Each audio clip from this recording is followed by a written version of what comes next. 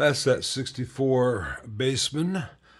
Almost done, sounding much better. Waiting a bias pot, which will let me really dial it in and also get the last of the little bit of hum out of there. And sorry, I forgot about the how to play the minor major 7 add 9 add 11, but it came back to me eventually. Better late than never, right?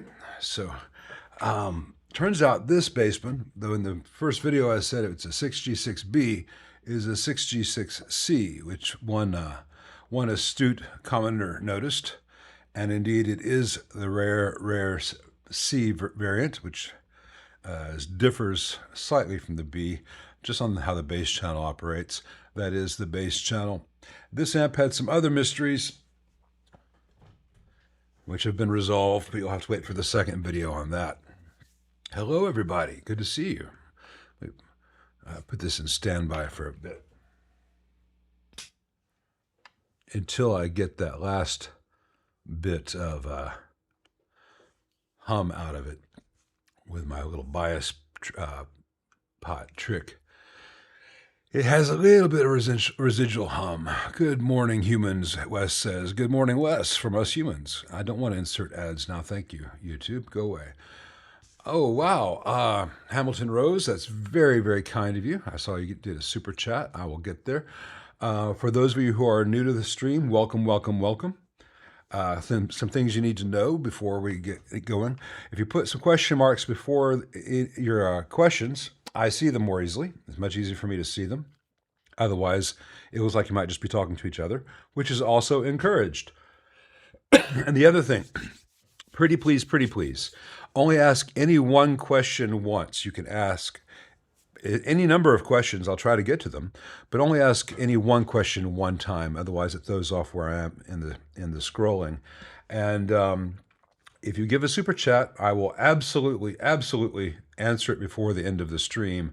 But in general, I answer them in the order they come in, regardless of whether it's a super chat or not. So I may give a little longer answer for some of the super chats. So, bribery is always accepted, but it's not required. Hey, Clivey from the Netherlands. Let's see, Victor in Hawaii. Let's see, Indiana, they're Mullet the Guitar Guru. My wife's from South Bend, or a little town just outside of South Bend. Them Indiana girls, am I right? Here we go. Hamilton Rosewood, thank you very much. It's very kind.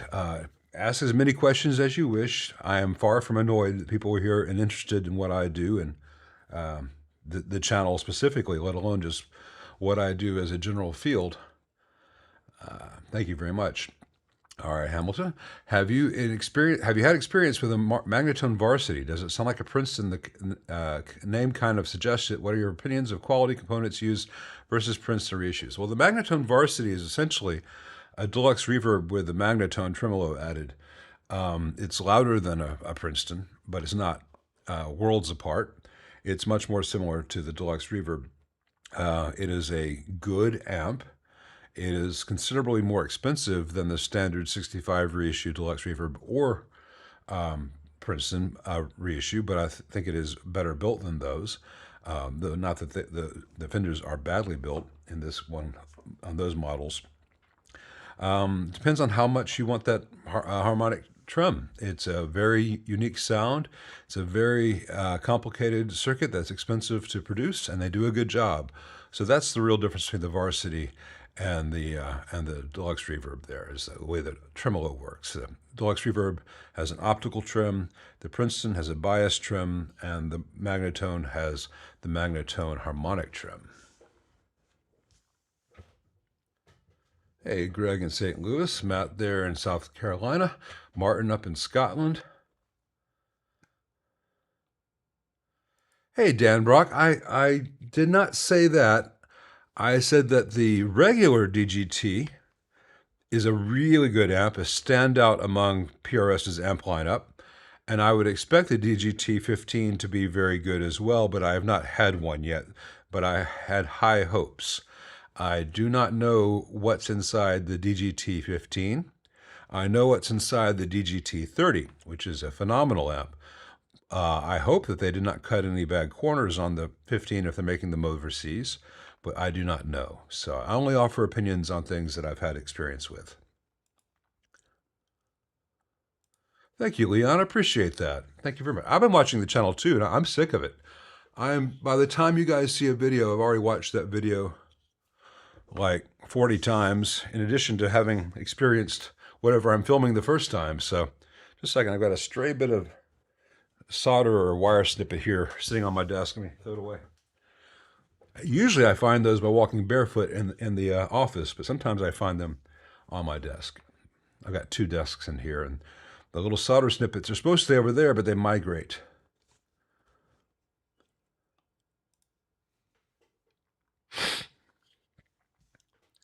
Hey, Beeswax Minder. Very good username, though I mangled it. What are my thoughts on the Tonex and those kinds of virtual amps? Well, I've mentioned this a lot, and I've got one right there. I've got a Tonex there, and I've got an HX Stomp there. I think they're useful musical tools that so far do not come close, to my ears, of really replicating what an amp sounds like or feels like to play. And I could say the same thing about the UA stuff. I've not tried the most recent Fractal stuff. It sounds really good in YouTube videos, but I've not tried it in real life. So if you're living in an apartment or whatever, you got young kids, I think it makes total sense to have a Tonex or whatever. Or if you just can't afford a really nice large amp, because you get a used HX or Tonex for like $300 versus $1,200 for an amp. So I think they're fine. You can practice with them. You could make good music with them. Will it be as good as you might have made if you actually had access to the real deal?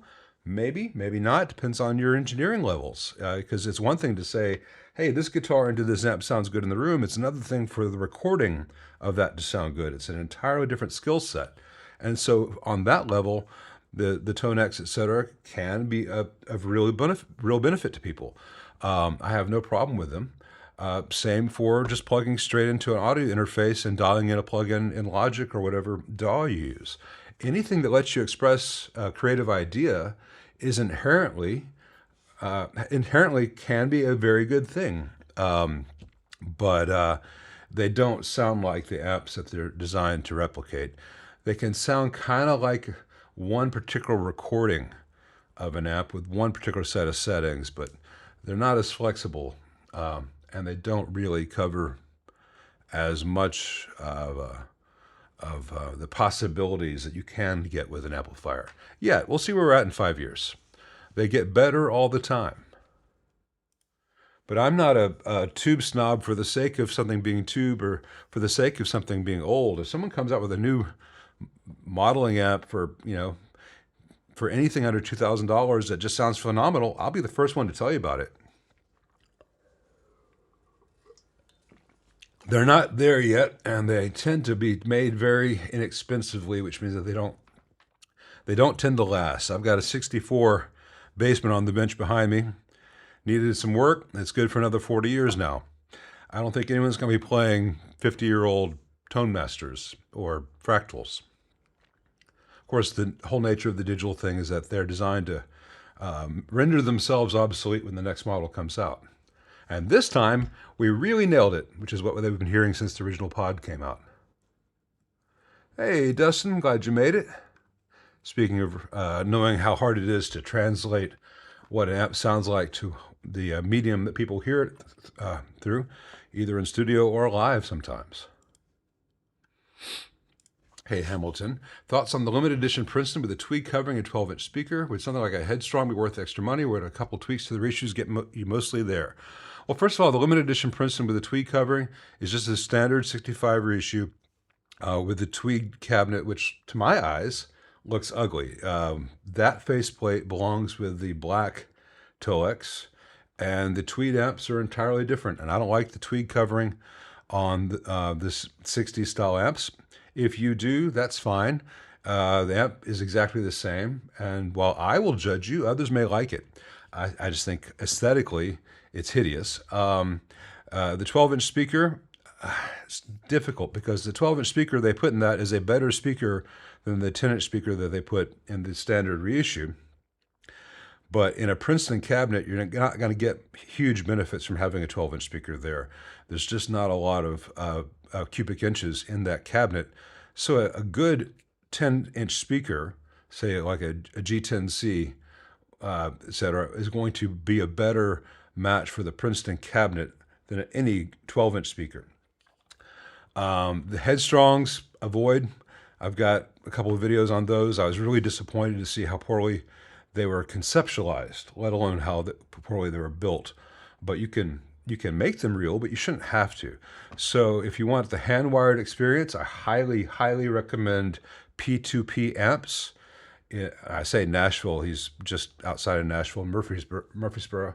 But P2P amps would be a much better choice for a truly hand-wired Princeton build.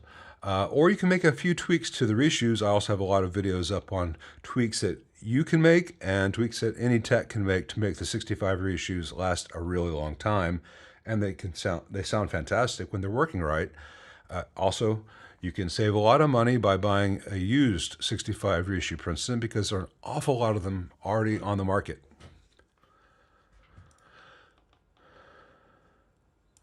I don't do any board drilling on the AC-15 mods typically, Leon. I will cut 2 traces on the back of the board so I can change the power filtering nodes from what I could call a ladder to what I call a tree branch, so that every node is one dropper away from the screen node, like they are on the vintage Voxes, versus going in sequence like on the modern ones. But that's not something that I recommend most people to do, and I don't give that out because it's a real good way to end up with a messed up PCB if you don't 100% know what you're doing. And most people who work on amps, based on what they've seen on the internet, may think that they know what they're doing and they can get in over their heads really fast. So I try to only give out really simple stuff for owners to use, and I try not to give too much detailed information for techs for 2 reasons. If you are the owner of said amp and you bring your amp to a tech, the last thing the tech needs is to be told, hey, watch this video by this other guy on YouTube so he can show you how to do your job. It doesn't go well. The other thing is a tech who's qualified to do the work doesn't need my help to begin with, and those who might need my video are really just a few months ahead of the guy trying it for the first time on his kitchen counter and aren't a good choice for your tech money to go to. But no, most of my AC-15 mods, in terms of the custom, I'm just changing a few components, omitting the resistor in front of the normal channel volume pot, etc. Hey, Brad. Hey, Luke. I've read that Tim Lurch upgraded his transformer to an Allen Haybor TO20 in his Fender 65 Princeton reissue. What are my feelings about such a mod? What do I need to let my tech know? Well, I don't know what the specs are on the TO20. I know that Haybor, I'm sure Allen amps had Haybor make to their spec. Haybor makes a really good transformer. The crux is the transformer that's in the 65 reissue is very accurate to what the old Schumacher was in the old Princetons. So I don't think that you need to change the transformers in a Princeton reissue. He might have done that to use different tubes or something, but I don't know what he did or why, and I don't know the specs on the TO20. If I ever get the chance to talk to Tim, we have some mutual friends, I would try to get around to that question, but I have many more questions for Tim than transformers. He would not have had any problems with that minor major seventh that I forgot where it was during the intro. He's got that. So go to him for that kind of stuff and go to me for the transformer stuff, but I don't know what decision he made. So I don't think you need to let your tech know anything. I think you need to ask your tech, whether you think making mods to a Princeton are worthwhile, or whether, hey, the Princeton is great as it is. If you also want a louder amp, get a second amp. There are an awful lot of guys out there who have been doing this a long time. They have a Princeton for some gigs and a deluxe for others, and a super reverb for when they go out on a big stage. And they're not trying to make the super reverb sound like the Princeton, and they're not trying to make the Princeton sound like the super reverb. And there is a certain wisdom in that if you think about it.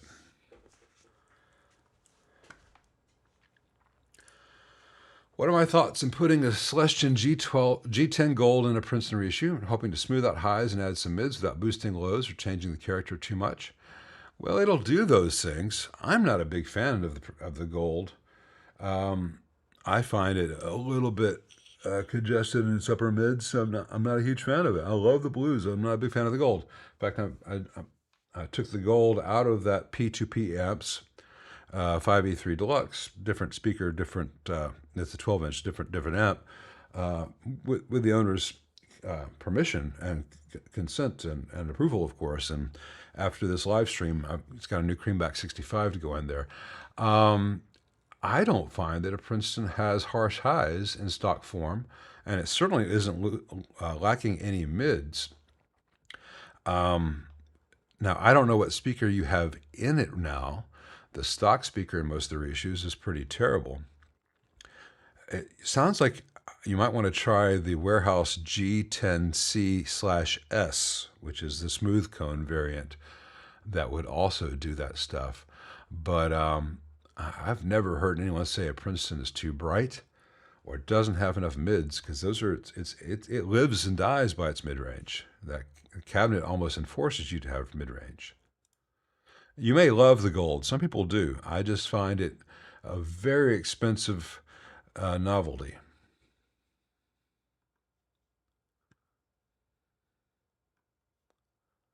Hey, Sean Otulier?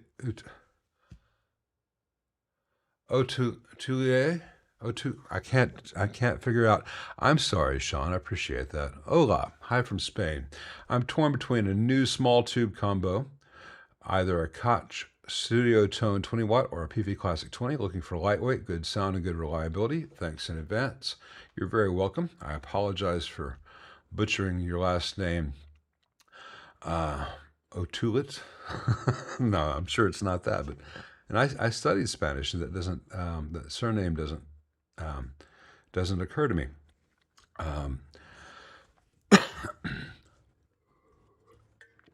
I have not tried the Koch Studio Tone. The PV Classic 20, I can tell you, is none of those things. It's lightweight, it's mass sound, and it's not very reliable. Koch has a very good reputation. I've had one of his amps in. It was a little bit over-engineered. If anything, it was very, very heavy. I don't know whether the Studio Tone 20 is lightweight.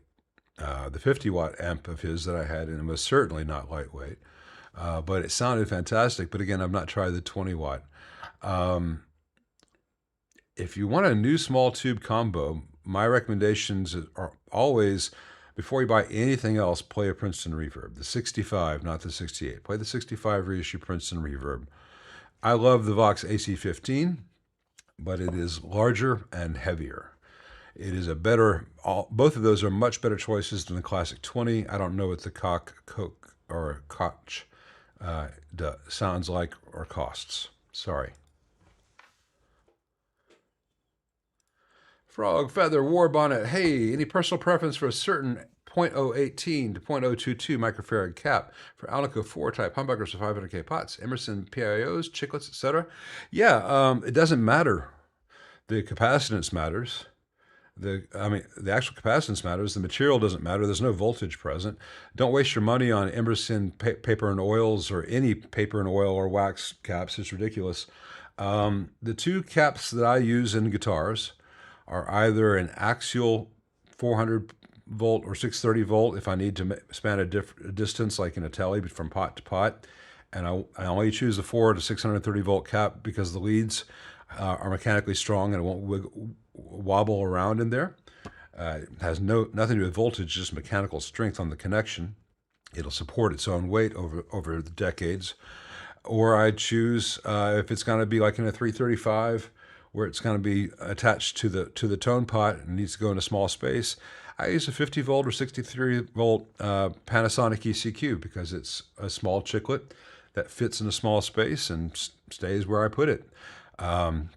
There's absolutely no difference in sound between any of those. Ceramic discs are fine. Cheap ceramic discs are fine. They might become microphonic over the decades. That's the only downside. You won't hear any difference unless the capacitance is different. Now, people don't understand that if you buy 50-year-old paper and oil caps or modern paper and oil caps, you're paying an awful lot, and they've got a huge tolerance. So it may say it's a 0.022, a 22 nanofarad. It might measure 38, might measure 18, and you're comparing it to, say, an orange drop that actually measures, 0.02187, really close to 0.02. You might hear a slight difference between them because you're hearing a slightly difference in capacitance. So usually you have to do like almost half the value you have to really almost get within an octave change of high pass frequency before you hear the difference. I think most people are going to be hard pressed to tell the difference between an 18 and a 22 because if you look at what's actually happening, it's all in the same octave as far as the high pass.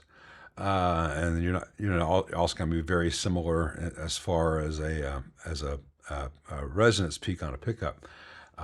47 versus 22 versus 100 versus 2.2. Yeah, you're going to hear those differences. I don't think you're going to hear a difference between 18 to 22. And the pickup type doesn't matter. But, don't waste your money on Emerson or any other kind of paper and oil. Just get something, if it's a Tele or a Strat or a Les Paul, the Mallory 150Ms are cheap and they work and the leads are strong.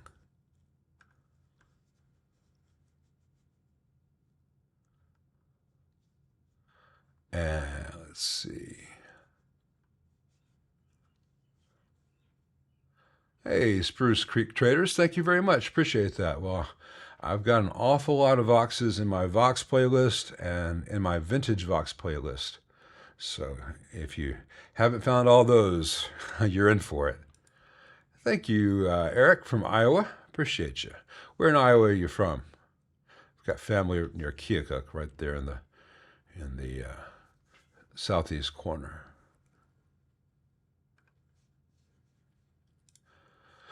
Same question for the JTM45 reissues. How is the build quality and components used? And the caveats on the ones from the 90s versus the one offered today in the recent past. Same goes for Tweed Basement. Whoa. Well, the JTM45 question reissues are overall pretty damn good.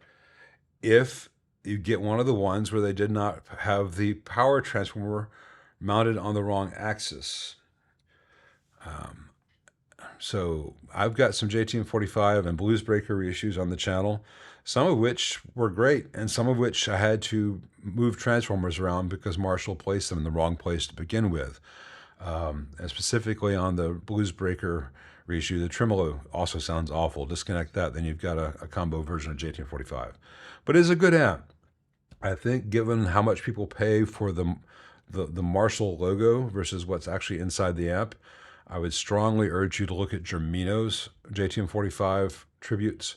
He's got, I think, 3 variations, and those are infinitely better built amps than anything Marshall's made in a long time. But the Marshall JTM45 reissues are good. Again, you have to be sure you get one of the ones where the power transformer is placed in the right place. For more on that, see my videos on the Bluesbreaker.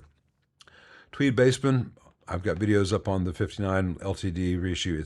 It's really good, though they did some odd things with the input jack wiring, and some of the filtering choices are crazy, but they're easy to undo. But at its core, it's a very good amp. What are my top 3 World Cup teams? Well, JE, I got to disappoint you. I have no idea any of the teams that are playing in any World Cup ever. To me, the World Cup is like Quidditch in Harry Potter. Okay, great. I'm not going to, I don't know. I'm go Hufflepuff. And you think it's me being an ugly American who just hates soccer. Well, one, that's true. Two, I also don't watch. Neither do I watch American sports. I don't know who's in the World Series. I don't know who played the last Super Bowl. I didn't watch them. Sometimes I will wish I was into that just for the sake of the wings and the nachos, but I can do that without all the mind numbing sports ball. So sorry, wrong person to ask. Hey, Tango Tommy. Yeah, it's very easy to add a mid-range pot to 65 Princeton reissue. I've got several deluxe reverb reissues up on the channel where I've done it. It is exactly the same. You just put in a pot. You can use a 10K like they did on the Twin. I use a 100K audio taper for reasons you'll see in those videos. It just replaces a 6.8K mids resistor. You just wire the pot as a variable resistor rather than a voltage divider, and it works great. Hey, Dale. Oh, I put it on the rear panel, not on the front, by the way. Hey, Dale Boyle, looking at a used Swart Space Tone Tremolo with a Swart Nightlight Junior attenuator and Celestion G12 Alnico Gold installed. I have not tried that model. I've tried 2 or 3 other Swarts, and they've all been really well done, really well made, good sounding amps. So, more power to you, more power to Michael Swart, but I've not tried that model. I bet it's pretty damn good. I have no opinion of Star amps designed by Mark Sampson. I hope he learned how to bias cathode biased amps after he left Matchless, but other than that, he seems to have done good work. I hope Star amps are great.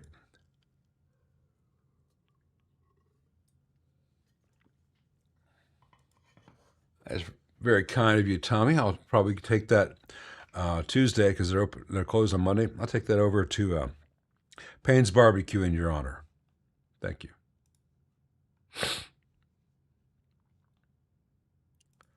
Hey, Sun Tzu. Yeah, let me know how it's going. Man, that tone stack is tricky to figure out at first, and then you have the bias tremolo. Bias tremolo is not as forgiving as the optical we're used to with most Fenders. But let me know how it goes.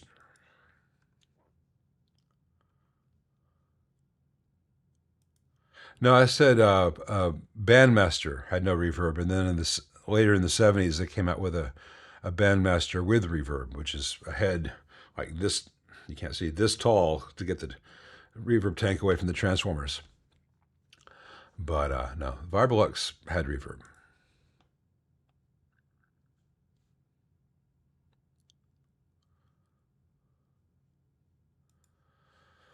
Rob might have just forgotten to type reverb. They have a they might have had a non-reverb Vibrolux. I don't recall. I've only ever seen a Vibrolux reverb as far as the 63 and later. Hey, Hal, I need to get in touch with you about some pedal board questions I saw this morning over coffee, but I was dealing with some family stuff. I've got a great aunt who's unlikely to last out the day. She's 98. It's time. The family's exhausted. So don't feel bad for me being here on this instead. My wife drove my mother to that group of people because my wife had to be in that small town at the same time. And I'm here minding our dog and my mother's dog. So I've got a backyard full of labs who are really wondering why they're outside today. But her dog has got a chewy instinct that mine has always lacked, and I cannot observe what she's chewing on when I'm doing this. So she's in the backyard. Let's see. Hey, Tall Tim. Got a reissue Princeton reverb with a 12-inch speaker. All right, I moved the heater wires and replaced the filter caps.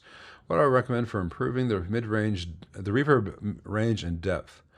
Well, it should be pretty strong. The main thing you need to do, look at my videos on, I've got a playlist on Fender reissues, and I've shown multiple times on various amps, it also affects the Princetons, moving the wiring around, in the Princeton case, V2, so that instead of having the plate and cathode wires go across the tube with the grid connection being on a loop outside, the tube socket, you got to do it like they did in the 60s and have the plate from pin 7 pin 6 to pin 1, go in a loop around the socket and have the grid come across like the cathode. It really lowers noise in the reverb, and that's shown in those videos.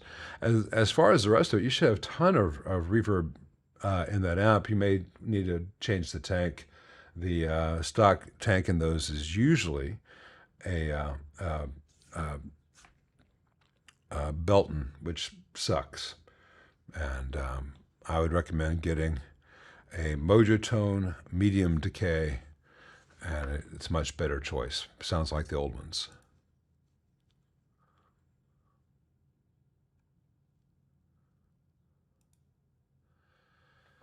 Depends on how the master volume is done. If you have a Larmar and you put it on 10, it's out of the circuit. If you have a pre-phase inverter master volume, it still changes the loading of the tone stack because you got a 1 meg pot there. I know what Larry's I can't call him Uncle Larry. I'm older than he is. I know what Tom's talking about there, and that's fine. And you know,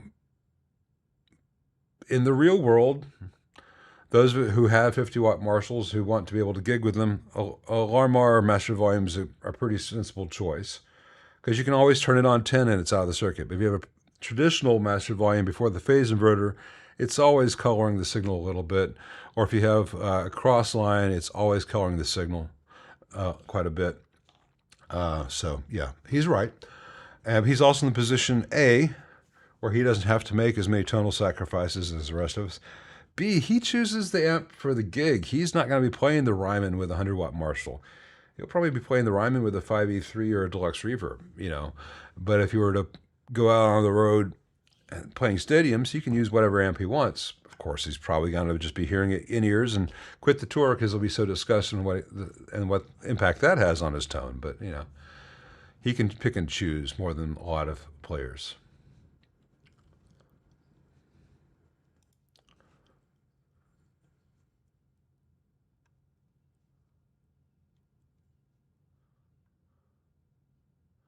Let's see.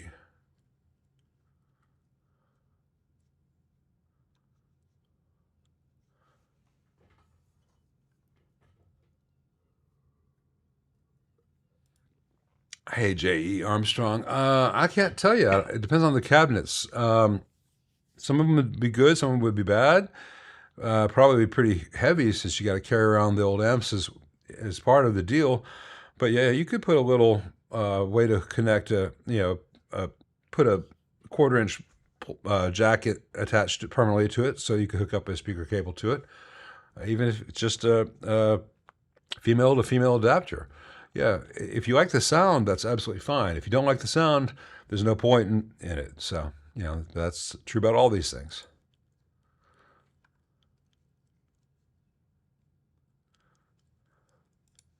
Hey, Rhythm and Bites. Hey, David.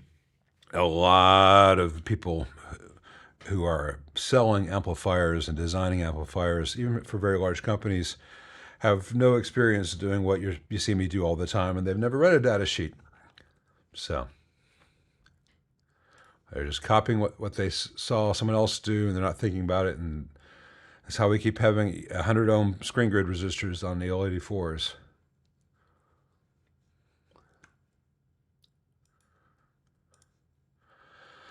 Hey, young guru. Still mesmerized by the late 60s British tones of Clapton, Peter Green, etc. Was the old amp straight in and loud? Was the old mics bright but not harsh? How to seek those tones today? Well, as far as the mics go, it's going to depend on the studio. Some of that was old Cole's ribbon mic. Some of that was like AKG D19, which is not that dissimilar from an SM57 today. One of the things is every one of those studios pretty much had a custom console with custom mic pre's, which had a lot of coloration, and every tape machine was biased differently and being run at different speeds, being run by different engineers, with a lot of pretty crude by modern standards EQ being recorded, as part of the take. And then, especially given the way mixing and mastering works, it's really hard to know what those amps actually sounded like in the room unless you were there.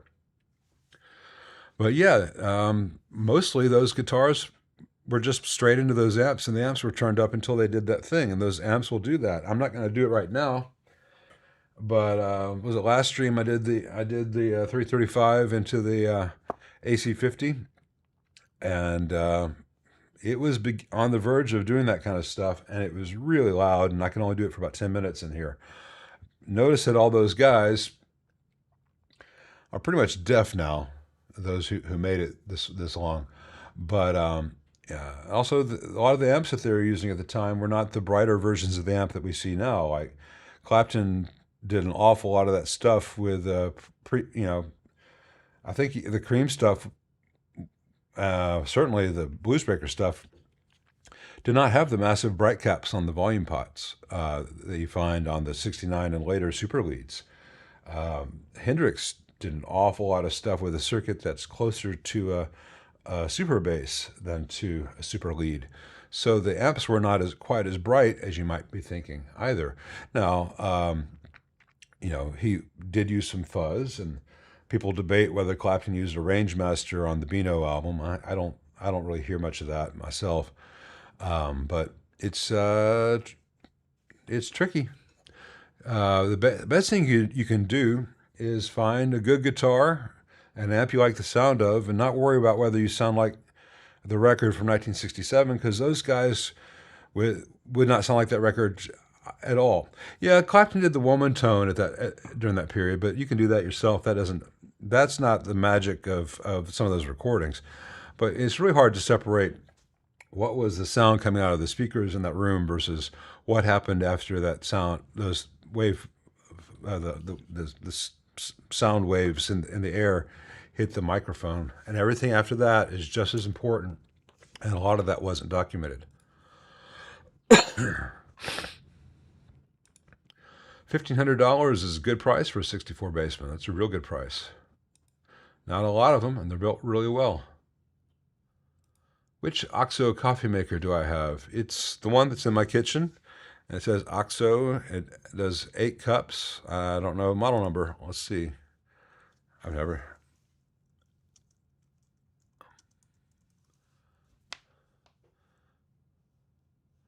It is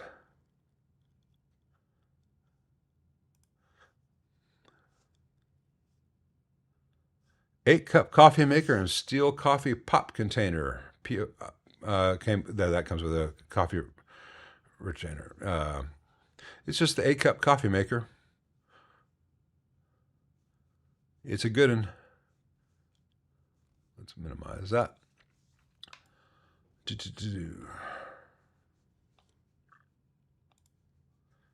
ARJ.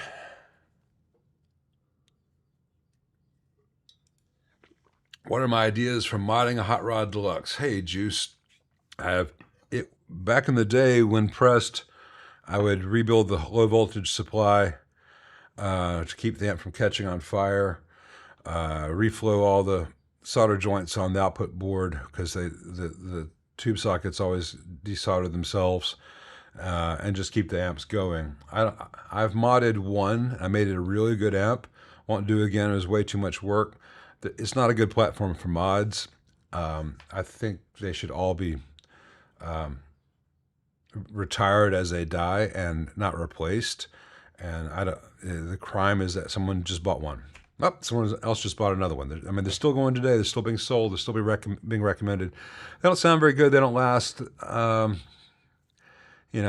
just hurts. It hurts when one of the most popular amps in the world, if not the most, is also one of the ones that most takes advantage of the customer.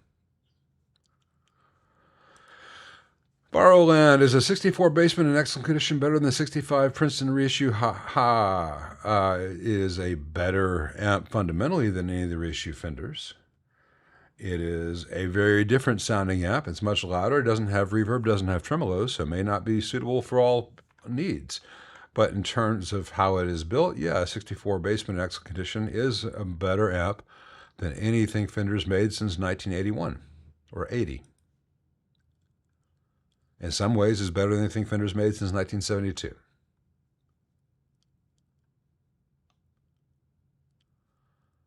Old guy rocks. What is my thought on the recent Fender cease and desist news? I don't keep up with that. I don't know who they're badgering this week or not. You know, I think they should have fought that a long time ago, but those cows left the barn a long time ago. So.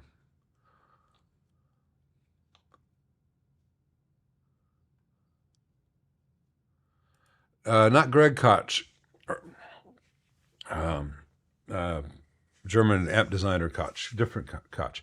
I'm also a uh, Koch, Koch, however you want to pronounce it. Though when my branch of the family came here, for some reason they changed the last name to Keach, but originally it was the same family as the Koch and the Koches and the Kochs. I'm also a Koch. It sounds better in German, I assume.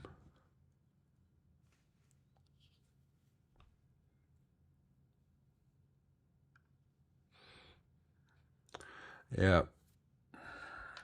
I do appreciate when Brad admits that I'm right.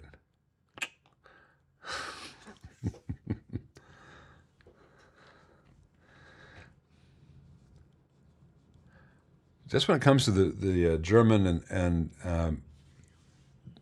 what we consider Dutch pronunciations on the channel, I wish you guys had a mic as well, because some of them are a bit tricky. Hey, Brian Larcy, got a 77 Marshall 1987. Some 12X7s, mainly Russian, exhibit 120 Hz hum when in V1. Others are just fine. Do you keep ECAPs? Grounds seem good. No bus wiring ideas? Yeah, I could tell. Yeah, 1987.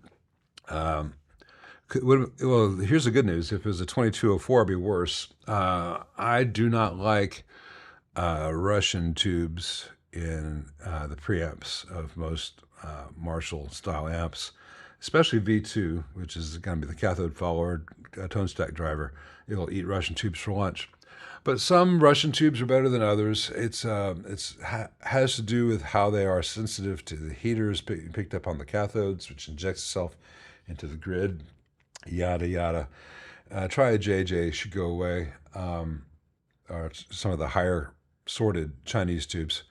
Or you can buy new old stock. The only real fix if you need to use tongue sols or electroharmonics or Softtech in some of those slots is to go to a DC lift, a DC voltage reference like 50 volt. Create a 50 volt DC node and refer the heaters to that, or go to full DC heaters. But it's much cheaper just to change the tubes, at least much faster just to change the tubes. Sorry, you ran into it. Russian tubes don't always like being in a Marshall.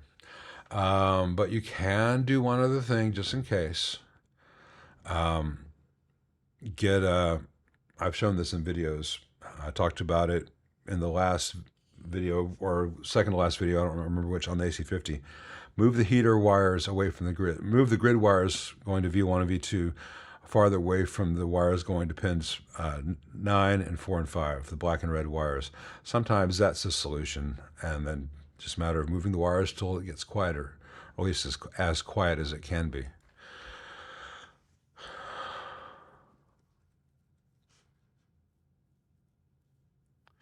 Aeroholic says, well, the proper German pronunciation is like Koch, with the last sound like H in hot.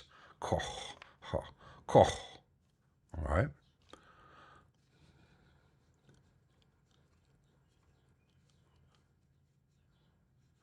Let's see. Hey, did amnesia? My 93 and 1986 has ISS 202 PCB with single large black Ferris wheel trim pot, empty spots for 100 watt components, no R17 style markings, good to go. Tone upgrades, it's screaming loud on one. Well, I have no idea what any of that stuff means because I don't read the forums. If an 87X comes in, well, I'm not familiar with any of the boards on that that have problems the way you'd find in all the JCM 2000s. So all I look for is the circuit working? Did they make any dumb mistakes? I don't know what you mean by empty spots for 100-watt components. I guess you mean the board was laid out. It could be using 100-watt, but I don't know what you mean R17 style markings.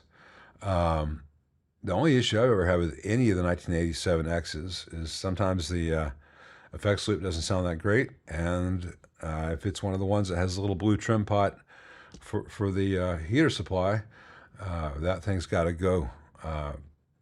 Because it's just asking for failure, and I've talked about this to death and shown it in videos. You got to get rid of that little blue trim pot and just put in some fixed resistors for the heater center tap.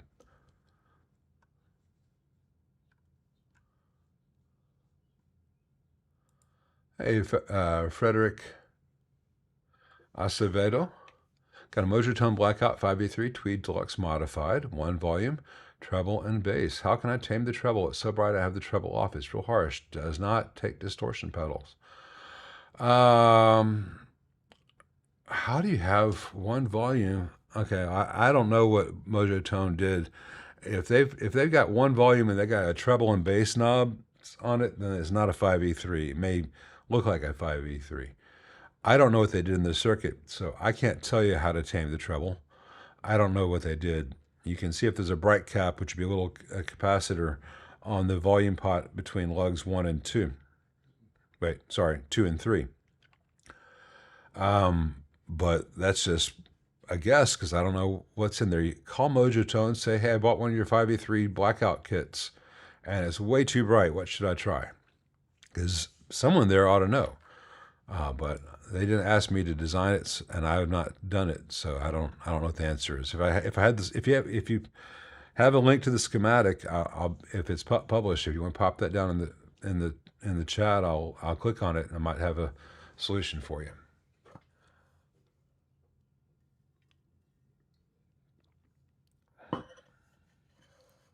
How do we remove the tremolo? Just remove the tube. Oh, on the J245, it's on the bass blues breaker version. You just disconnect 1 wire from the intensity going to the rest of the board. It's real easy. Just at which point you can leave that tube out too, but you've got to disconnect the intensity controls from the rest of the board. It's over by the mix input. It's pretty simple to do. Any tech could look at the blues breaker reissue and then look at the J245 and say, oh, let's just take this out.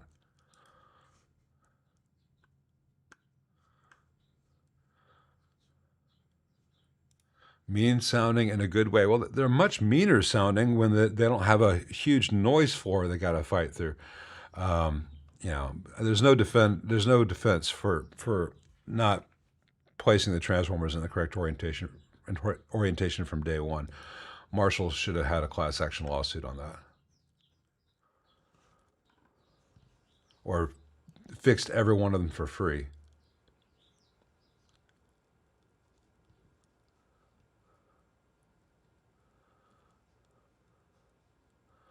I just don't know what is an appropriate noise floor. Should it remain silent in background noise as volume goes up? No, you will always have some noise in the background. I was explaining on a live stream on 5 Watt World the other day that the amp always has a certain noise floor. And your goal is to get your signal as high above that noise floor as possible, because when you turn the volume up, it will bring your signal up, but it won't magically leave the noise behind. It brings it all up together. So as you turn your signal up, it turns up the noise. And so you want to have as much distance between your signal and the noise as possible, so that people will pay attention to this and don't really hear this in the background. If you were to have a really weak signal, so it's only this far above the noise, and then you bring it all up, you're bringing the noise up a lot more. Hopefully that makes sense. It's hard to talk about this stuff.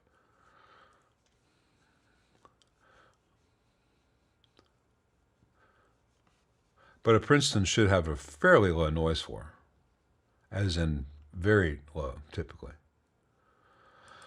What are my thoughts on the best Marshall amp for home use? Older or new for 80s rock metal tones? Concerned on the DSLs due to the glue conductivity. I know an OCD overdrive pedal may be needed.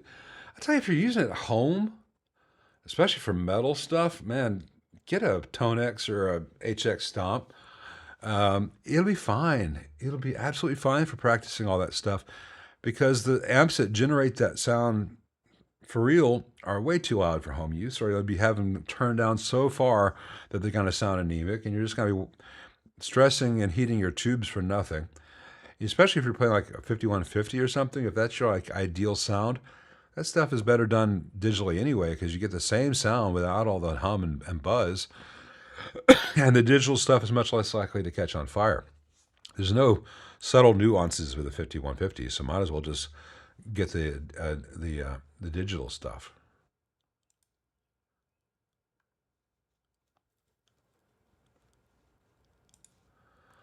Well, I didn't name the fucker, and I don't watch it anyway. So, but yeah, absolutely.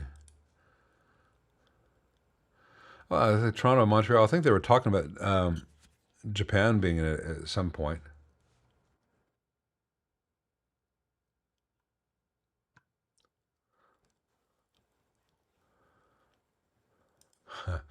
If you have to ask the question, you're probably not going to be able to repair it, Greg. I'm sorry. The Tone Master Deluxe Reverb. I had one come in that I fixed. Another one the guy was going to bring in, and he never came through, so it never came in. I think that was going to be a twin reverb.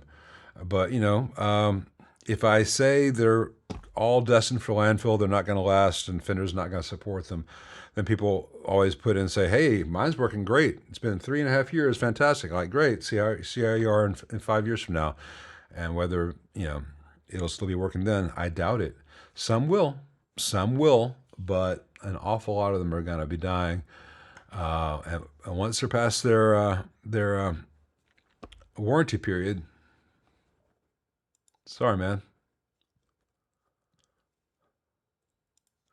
How difficult would it be to add another tone pot on a 6G2, a clone? It'd be easy if you have the physical real estate, but why would you need to add another one? It already has everything it needs. I have no opinion on the tungsten cream of wheat amp because I've never tried one.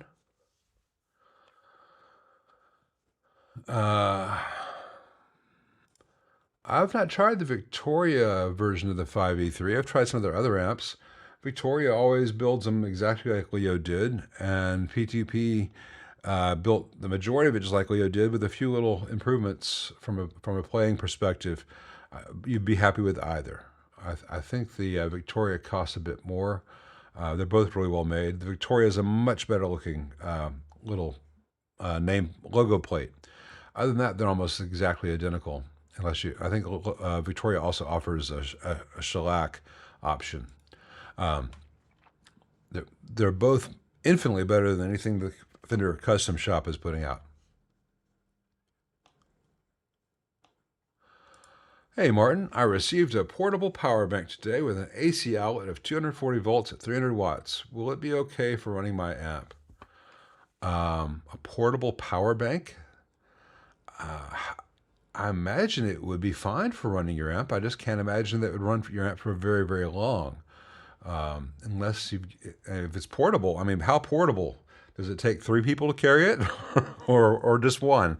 Um, I mean, the average amp draws a little bit less than 300 watts. You know, so it won't hurt your amp to try it. Might hurt the power bank, or it may not last more than 5 minutes, but it's worth a try.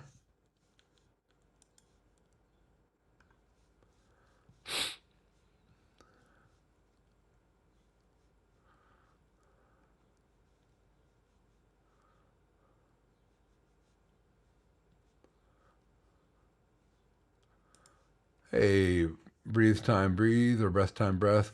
Got a Bruno Cow Tipper 45 head. Is listening for a Cow Tipper 22 combo cab. My 45 chassis will fit that combo cab. I think it'll sound good. I don't know. I can't tell you. I don't know if it will fit. I don't know what speakers are in the combo cab. I'd be very concerned that the speakers in a combo for a 22 watt amp could not handle um, uh, uh, a 45 watt output, but I cannot tell you. I'm unfamiliar with that company's offerings when it comes to that.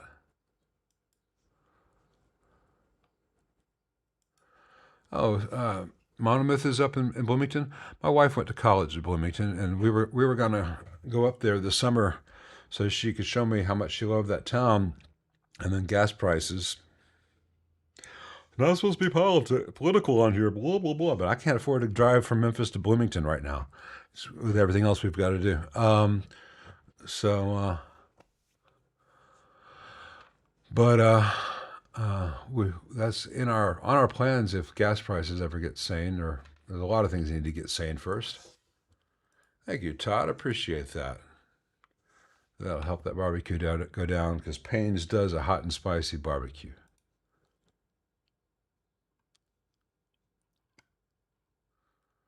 Hey, did amnesia? Local stores at 65 Princeton, no reverb, two-prong wire, turn on an amp next to it. While my hand was on top straps, felt a nice buzz. Amp plays nice. Any issues besides three-prong?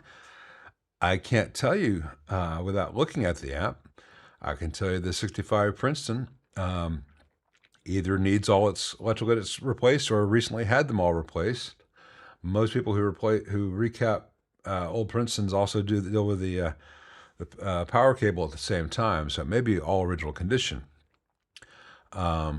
Aside from trying to kill you, it sounds like a nice amp. So other than that, Mrs. Lincoln. But, other issues, watch every vintage Fender video I've got on the channel. Those all had, that's the gamut of issues that they can have. But I don't know what issues that one in your local store has.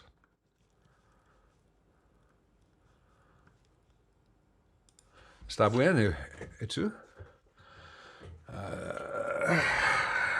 Estoy bien. Sorry, it's been a long time since. I almost said ça va. 69 Super Reverb, no new electrolytics. Tremolo tweets like a bird. Went away for a couple of days after refilling that area, solder joints, but tweeting is now back. Tweeting is an interesting description. Well, I would change out V5 to see if that is a root cause.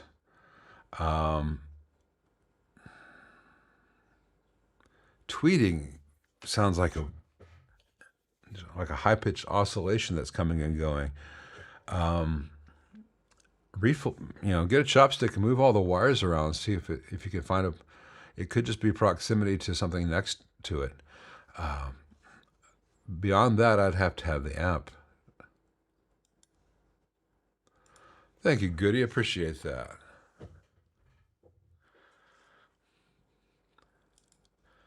Frog Feather War Bonnet. I have a suspicion I might know who you are, Meryl. It wasn't TVA. I think it was just on our block. Someone might have hit a car might have hit a pole or something. It wasn't only about. It was on in about 20 minutes. I was just like, oh yeah, it's a sign to walk away from this because halfway through the video, my lights went out and there was a spike in the audio, and I just fuck it, I'll start all over again. Maybe I overreacted. I could have recovered most of that, but I was just like, all right, this is a sign. It's a sign. The world does not want me to do this video right now. So, speaking of which, I'm gonna stretch my legs. We're gonna take our first 7-minute intermission. For those of you new to the stream, I do 3 hours every Saturday, and towards the top of each hour, I do a 7-minute intermission. You can go get a sandwich, get another cup of coffee, whatever you need to do. Some of you lucky sons of bitches will get some ads. Anyway, I'll see you guys in a few.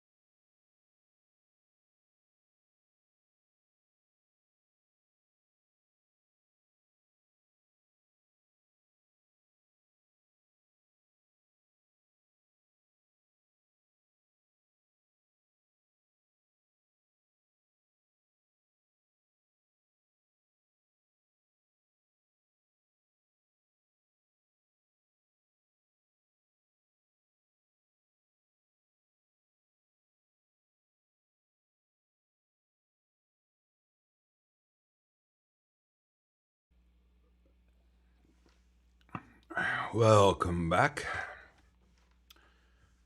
And Shane's got a question for us. It's one for the ages.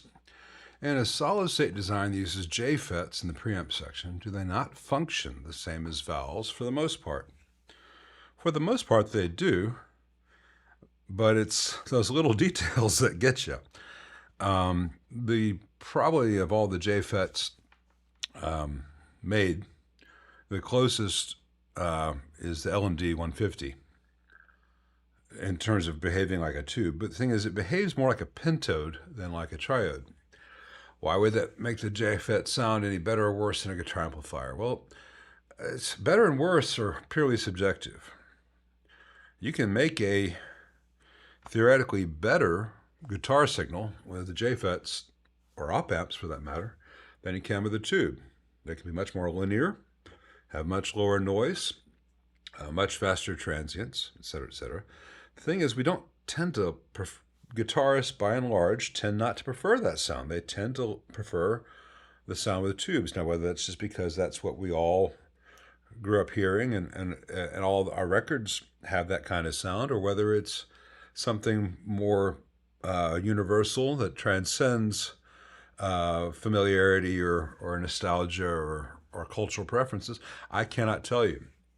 But I know that if I could design a circuit that used a couple of J-FETs that did this,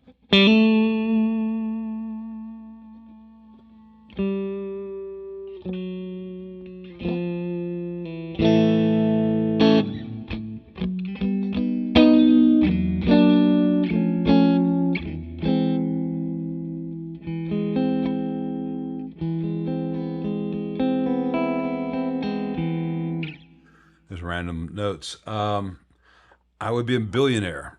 But what is very easy to accomplish musically with tubes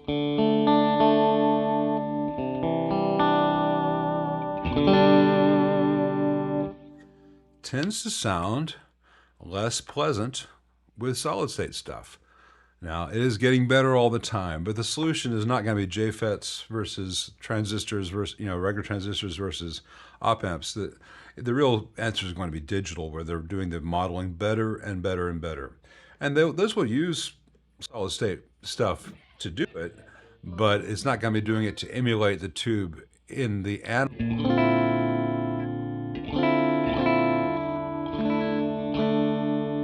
circuit. Pretend that was wholly in tune. So, I'm a big fan of digital for what it does well. I'm using a converter. This ribbon mic is going into the preamp of this Motu device, which converts it to digital. It goes in the Mac, and all the plugins I have are digital, and the reverb you just heard was digital. It does certain things very, very well, but I've got a whole bunch of plugins for Logic, and I cannot find any plugin that gives me the sound of a Strat into a 64 Bassman. And that's not anything that different than what you'd find if it's a Super Reverb or a Deluxe Reverb. It's just a very pleasant sound. Now, I probably chose some bad examples because I was just playing randomly and thought I was going to do an augmented chord, and I missed it because I'm rusty and I'm trying to do 8 things at once. But solid state's good for what it is, but it's not the answer. It hasn't been.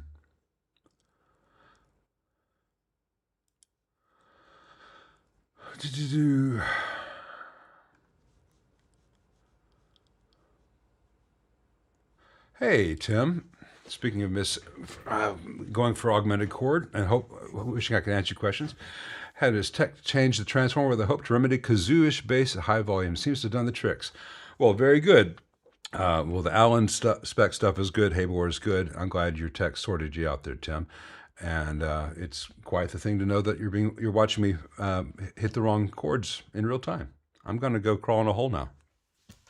Tim Lurch watched me fall on my ass. I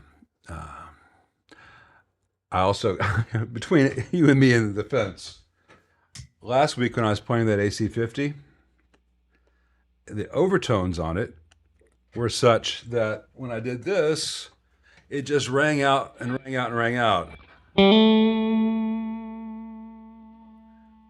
And this one, the volume's just not quite there, so I'm not getting the speaker reaction. And so it just kind of faded away to nothing.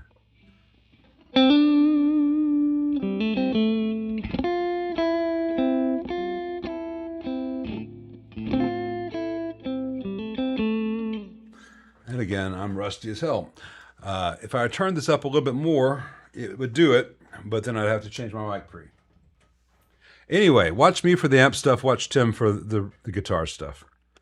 And I'm always grateful to look out and see guys like you here, Jim, as the chat freaks out. Okay. He keeps wanting to drop the stream at the YouTube end of things. It was the Boys of Summer opening. That's all I can play without Don Henley's lawyers demanding a cut, though. For those few of you living under rocks who don't know Tim, go find his channel. Such good stuff. Such good stuff. How not to make the mistakes I make all the time.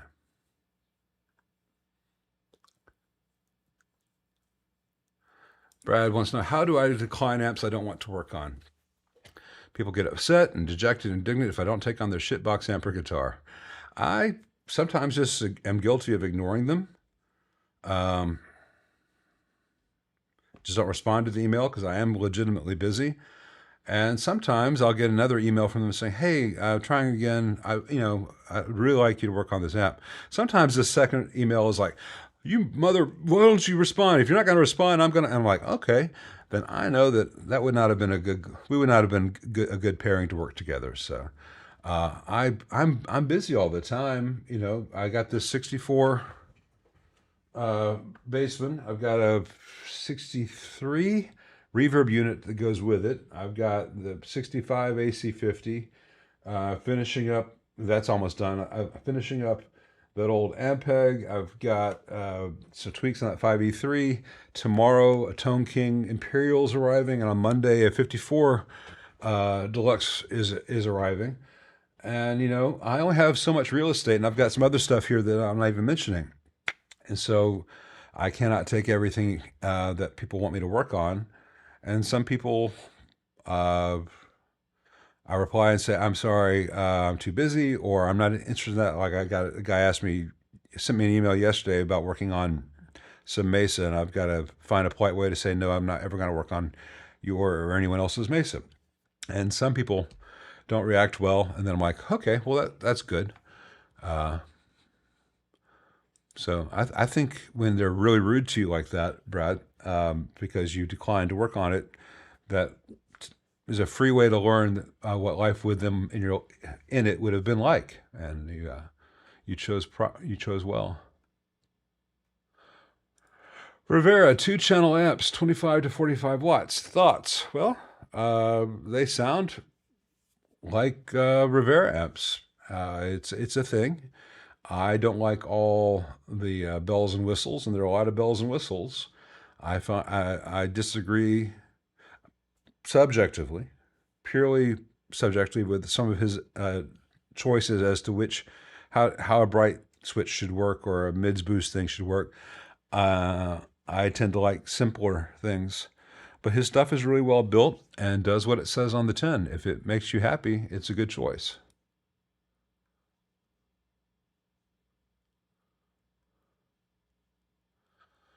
Thoughts on the 6G3 Brown Fender Deluxe? I can only think of one or two on my channel over the years. Any tweaks for a scratch build except adding a bias pot? Hey Matt, well, if you like the sound, get it. I think it's a cool but limited amp. I don't think it does a lot of things very well. It does, you get a Les Paul and you play ZZ Top's first album into it. It does that really well. It doesn't have much clean. Has some, not a lot.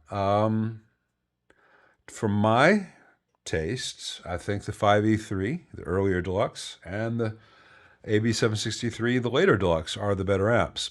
I've had 2 or 3 of the 6G3s, and I had the Sur Ombre in, which is essentially the same amp. Other than that, it is a thing. Any tweaks for a scratch build? Bias pot, yeah. There's nothing wrong with the amp. I just don't think it's. I think there's a reason Fender only made it for a very short period of time.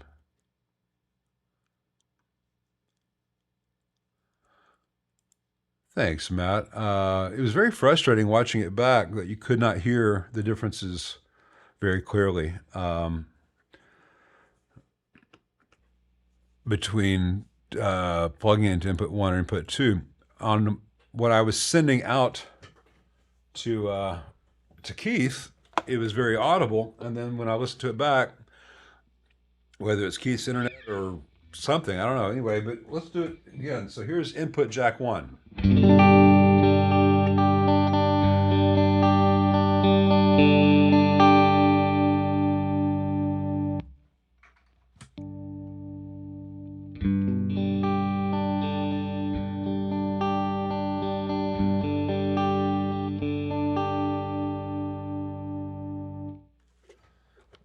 So in the room, and at least on the test streams that I did before Keith's stream the other day, it was very apparent what the difference was. And on Keith's stream, for some reason, the guitar was really kind of burbly and filtered sounding for some reason. So hopefully that came out okay to you guys out there.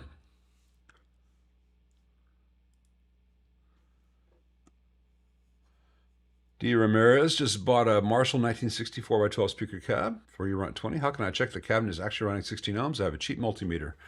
Well, you plug your speaker cable into the back of the cabinet, and at the other end of the speaker cable, you measure with your meter, set the resistance between the tip and the sleeve, and it should read probably 12 to 15 ohms, which is what you'd read for a 16 ohm cab.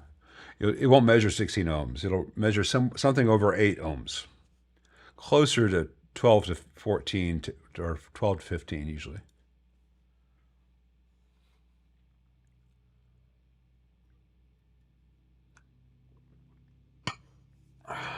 Here's a weird one. Mac Flying V says, oh, he's asking Brad. Okay, well, I guess Brad already answered. Did Brad already answer it? I don't see an answer, so I'll take a swing at it. We got a 59 Guild Aristocrat that gets dark when I roll the volume back. Plugging into my Deluxe Reverb, input 1 is dark, and input 2 is great with normal volume roll.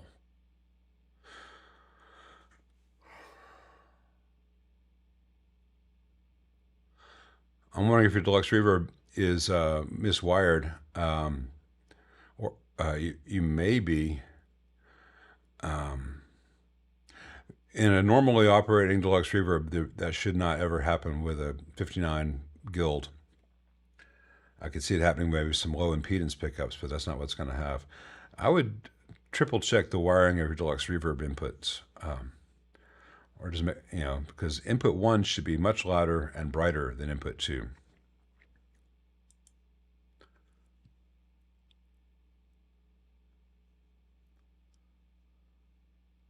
Mach J, I cannot tell you what the cure for high noise on a kit build is without seeing the kit or seeing the instructions. I imagine you've got some other problem, but the V2, the cathode and grid reference for V2 should always be going to the same ground point.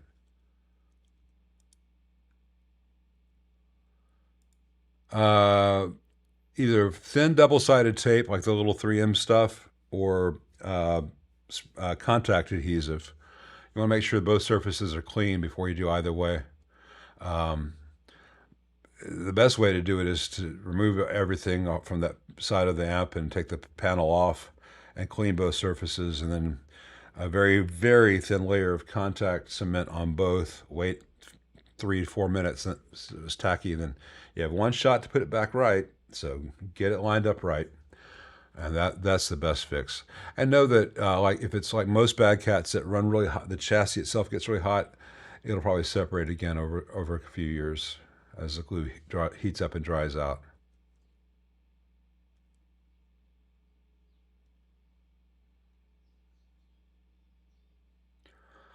I've only used a couple of Fender amps, but neither of them took distortion pedals well. Are there any models that do? And that's so subjective. It depends on the pedal, depends on the styles you're going for. Stevie Ray always did pretty well with tube screamers.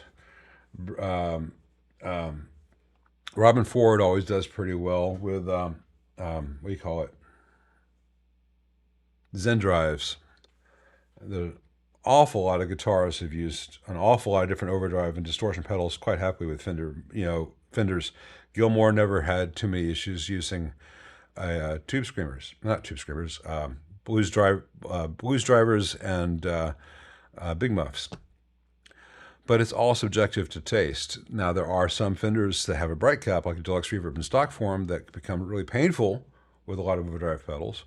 But most Fenders have a switch for the bright mode, and you can just turn it off. Most Fender amps made before 1980 take overdrive and distortion well, but you may or may not like that pedal or that combination.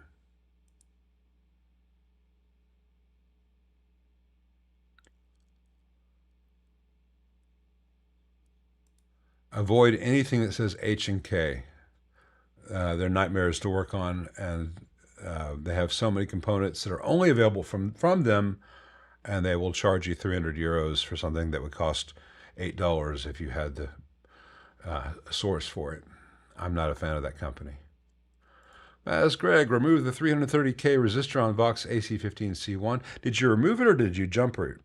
Because there needs to be a path for the signal to go where that resistor was.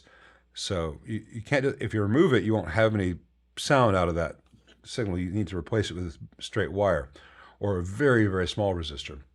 And need to adjust the coupling caps? No. Any other ideas for the amp other than the EL84 grid stoppers resistor upgrade? Not really. Just the screen grids, I bumped those up a bit while I'm in the neighborhood, but the stock ones are 470 ohms, and they're much better than the old ones. You don't need to do it. It's just even better with 1K or to 2.2K resistors there. It's a really nice sounding amp in stock form. It's just that 330K resistor kind of neuters that channel.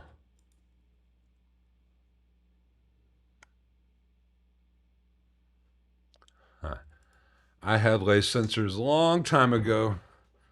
Then I heard real pickups and never went back. I didn't care for them. I had them way too long.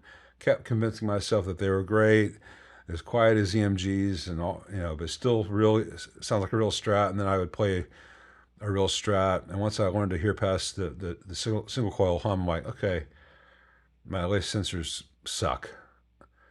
I cannot stand the sound of them.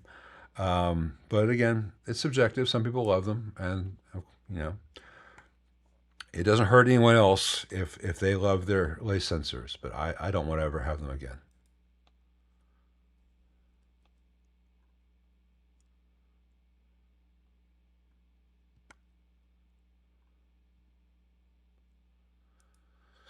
Fender, Marshall Fender bad, Freeman Sir and Soldano good. Did I understand correctly, or is my list not listed correctly? Some Fenders are very good, some Fenders are very bad. Most Marshalls these days are bad, but not all. Freeman Sir and the Soldanos I've used are all good. Soldano's got some newer 30-watt baby versions that I've not tried. I don't know whether that line is as good as what he used to do with the big Hot Rod 50s and SLOs. But I mean, Mike knows how to design an amp. It's a matter of whether the new ones that are being built to a lower price point are maintaining his standards. I'm not saying they're not. I'm saying I haven't tried them or been inside one. Fender 65 reissue series good, 68 reissue series bad, Blues and Hot Rod series bad. Marshall, except for the reissues, they haven't made a good amp in a really long time, and even the reissues are overpriced compared to better tributes to those old models that you can get from Germino, etc. What's my favorite Made in Memphis album that's under the radar? Mine is All Jammed Together with Cropper, Albert King, and Pop Staples. I don't know if it's under the radar. I think it's pretty well known among those of us who like such things, but I think a lot of the world doesn't know it exists. Macklemore Avenue by Booker T and the MGs is one of my favorites, in that it wasn't a big commercial hit or anything, but it's Booker T and the MGs covering Abbey Road in their own style, done, within weeks of Abbey Road coming out. And the photo out front of them crossing the street there in front of Stax with the big star right behind them. And that's the big star where the band Big Star got their name. And I remember when Macklemore Avenue looked like that. Hell, I remember when people had bell bottoms like that. But Macklemore Avenue would be my vote. It's not as under the radar as All Jammed Together, but I do love that album. And it's something that Booker T bought Abbey Road, loved it, brought it in, showed the changes to the band, and they just did it. And they, it is still Booker T and the MGs, very much. I'll find a link for it.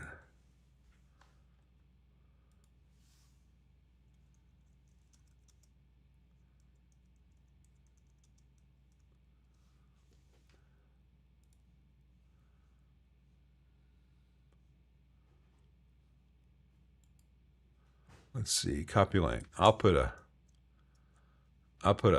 link to one of the tracks where you can see the album art and hear it. There you go. So you guys check that out after the fact.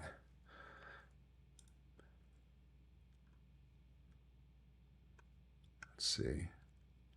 Yeah, the Tone X is the tricky thing. Is the Tone X really has done their owners a disservice by not having a standardized input level. Um, as they say, 2 or 8 of what is not a scale. It's really, really hard to get the right signal to noise ratio and get the right amount of level that you're not going to that you're going to have the best response without getting clipping. It's just really strange the way they've done that. And I've tried Unity, I've tried X above Unity, all these things, and it's really hard to get them dialed in right. But once you do get all that dialed in, the patches are not as noisy, and there's some which are great, but a lot of the stuff that you find on their network that users have created is just it's blind men describing an elephant. You almost have to buy a good one, but it's you also have to make sure that however they had whoever did the capture, however they had theirs set up for optimal signal noise ratio is what you have to use to get the most for their patch, and people don't even document that stuff, so it's hard to know. Oh man, I am no wizard. I appreciate it. I'm just the groundskeeper.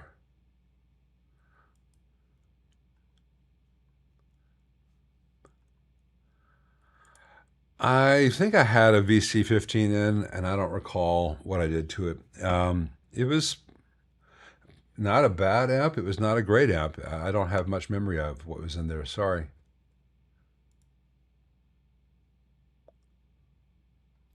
Well, the fractal stuff is much better than the Tone X, but the fractal stuff cost a lot more than the Tone X. So, what is a dual gain reverse pot? Well, no, it's a dual gang, Gang. It means it has 2 sections. And reverse is just the reverse audio taper or C taper. So they're using a dual gang reverse audio taper pot on that channel. And that's a tricky thing to find because you have to have those made for you in custom orders. So your best bet would be to buy the one from that Laney sells, because Laney had them make them and bought a whole bunch and has them. It'd be much cheaper to get the Laney part than to have 10,000 made to your spec. In my experience, is the lifespan of the ICE power module and the alternatives that are more reliable. I cannot tell you. I've seen them last for a decade now, and I've seen them last for 6 weeks, and I've seen them usually they last about 3 weeks after past the warranty expiration. The good news is that they're not expensive to replace and they're not difficult to replace usually. So, consider it, if you can almost consider that the ICE module in a solid state thing is like a quad of 6L6s, and that every unknown number of years you're going to have to spend $200 to replace them. That's about what an ICE module costs. So when you look at it like replacing output tubes, it's not so bad. When you look at it as, hey, I have to spend $200 to replace the ICE module on an amp that only cost me $300, it's not quite as good. But if you had a $300 amp that had a quad of 6L6s, you'd be spending that $200 every 3 to 10 years or more, sometimes more often. It's hard to say. Any alternatives are more reliable? I don't know, because I'm in this doing repairs and I've not done design on the Class D outputs. So the Class D modules that I see are the ones that have failed. So I assume if there are alternatives to the ICE modules, they're not failing, so I'm not seeing them. Aguilar has got a pretty good reputation among other techs and players, so maybe they're using they're speccing higher quality stuff. I assume that whoever's making the ICE modules is like whoever makes capacitors. They'll make whatever you ask them to make it. They'll have price tiers. If you buy the cheapest one, you get the cheapest performance. You spend more money, you get the better thing. I don't know.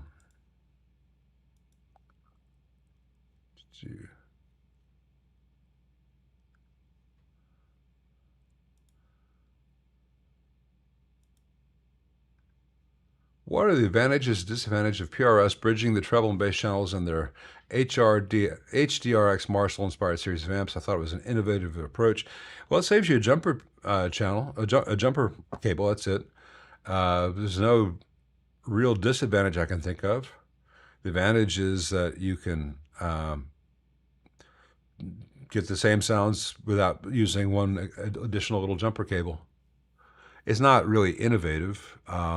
They're not the only one to have done it, but they've got a really good marketing department. So they let you know where other companies don't necessarily let you know that they've done that. Well, that is the consideration that Brad brings up there with ICE power modules is if something is discontinued, if an amp is designed around a part which stops becoming availability, where availability ends, where stock ends, then you're out an entire amp. I have not found any Class D system that I have found truly reliable. But again, like I said, I've not tried the ones that haven't failed, so I don't know.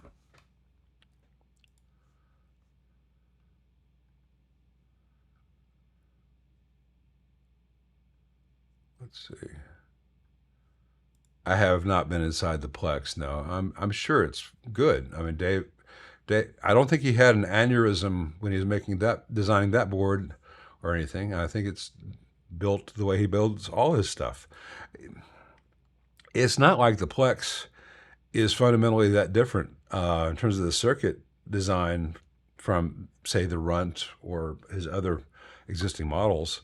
They're all variations on kind of the same thing. One's a home style vanilla, one's a French vanilla, one's got more visible flecks of bean, but, and sometimes they add strawberry and then it becomes strawberry ice cream, but the recipe is almost the same. That's not to denigrate what he does, but, once you learn how to design a board that works, you just tweak it. Marshall made like 7 or 8 different amps using the same board. Fender made like 20 different amps during the 60s, all using the same board. Just how it gets populated, what transformers are hooked up to it.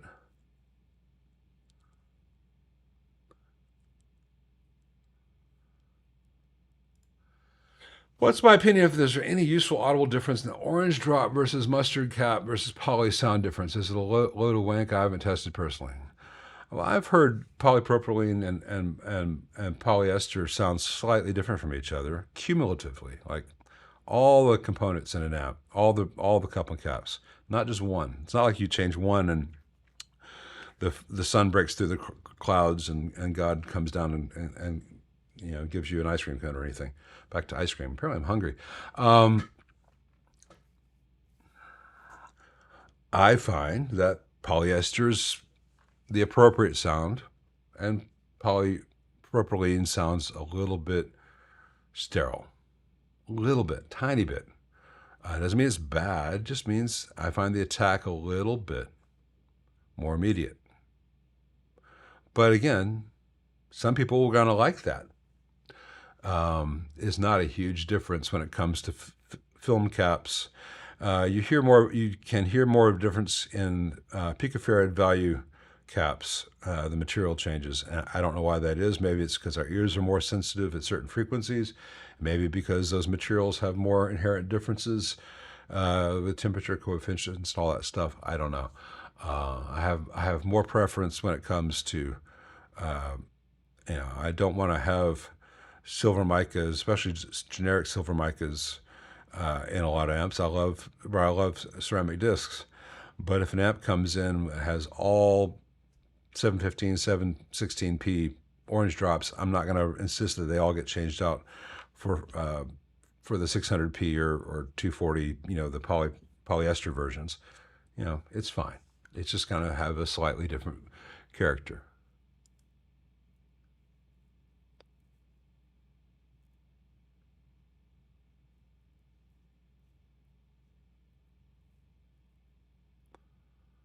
Recently bought a JCM 900 4010 100 watt 1x12 combo. Good deal at 400 Canadian, I thought.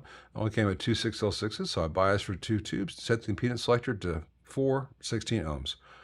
Okay, well, there you go. Was this the correct way to bias 2 out of 4 tubes? Would it sound better if I put 4 tubes in? And what's my opinion on Celestion G12H100? I've not tried the G12H100s. I have no experience with them, and I can't tell you if anything's better. I can tell you things will be different. If you like the sound of those speakers, then you are right. It's fine to use just the 2 tubes. Your plate voltage might be a little bit hot, but if they biased correctly, that's fine. It'll sound a little bit different. Not only will your plate voltage go down a little bit with 6 tubes, but you'll have 2 pairs, so you're going to have parallel transconductance. They're going to have a different response to playing. As to which one's better, I can't tell you. As to whether you'll even notice a difference, I can't tell you. Some people will, some people won't. But I'd say live with it as is. Unless you're playing a gig and it's not loud enough, in which case, aha, I'll get two more tubes, and it'll be loud enough.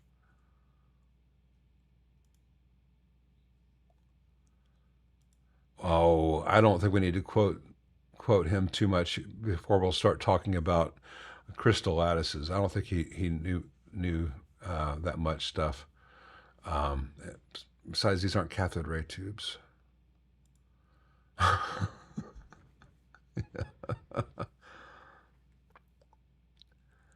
Thank you, Masker. I appreciate that.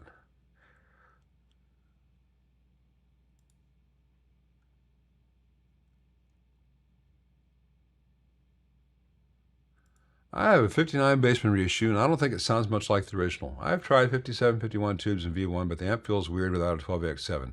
Any suggestions? Well, I've restored, I have fixed and done a few very minor upgrades to 59 reissue Bassman.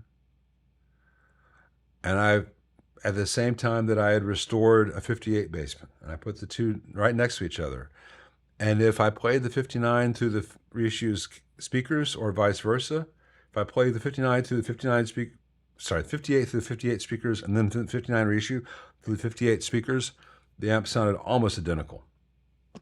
Both of them had 12A Y7s in V1, I believe.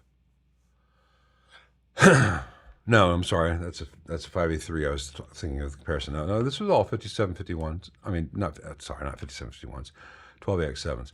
Now, the reissue has got way too much filtering, and it has two 20 or 22 microfarads in parallel on the preamp. You can just cut one of those out. It's on the amp. It's right inside the amp. You'll see the two caps next to each other. You can see that there's a trace joining them. That's in the preamp. Take one of those out, the amp wakes up and relaxes a little bit. But with a few little changes to the baseband reissue, it sounds like the old originals if you're playing through suitable speakers. Now, 58 had old Alnicos that had been reconed, and the reissue had some reissue speakers. I think they were ceramic. And so that was a big difference. But the amp itself was quite spot on. Thanks, Alex. Appreciate you, man. I'm going to need lots of super chats to make up for messing up an augmented chord in front of Tim Lurch. Are maces that bad to work on? Yeah, they're awful to work on because you are spending someone's money to fix the thing which should never have been done to begin with. You find yourself having to remove 3 capacitors to access the 2 resistors. You find yourself having to replace all the diodes in the amp because they were mounted without any heat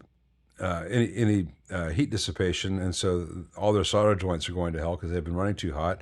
But you also find that 2 of the places where you need to solder the diode that's touching a plastic standoff because they couldn't move the standoff 1/8 of an inch, and so if you change out the diode, you're going to melt the standoff, and then you find that, oh, of the 12 47 nanofarad 400 volt coupling caps in the amp, 13 of them need to be replaced with 630 volt caps, and because they're all leaking DC, because apparently Mesa got a deal on 400 volt caps in 1978, and they never bought anything worth putting in an amp. They just keep using the stuff from the big old bag of undervalued orange caps. And then you try to explain that to the customer who's spent their entire life looking at glossy, full-colored 2-page spreads in guitar magazines, telling them how awesome Mesa is and how their favorite rock star of the day is using them, and you're just some schlub saying, hey, man, this thing was built by a drunk Smurf. What the hell is this thing? What's up with this? Why is the clean channel noisier than the dirty channel? And they don't believe you. And then so it's a lose-lose situation. I can fix them, but people don't like what it costs to fix them.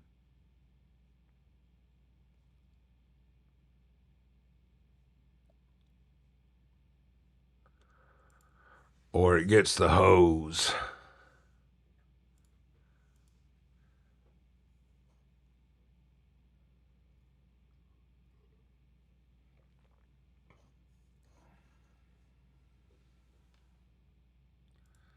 Hey, Michael Stevens Anderson, if your cat enjoys your Tone Master, it's the right amp. And if your cat does not enjoy your Tone Master, you'll find out, because cats can do in a pine cab in about 20 minutes.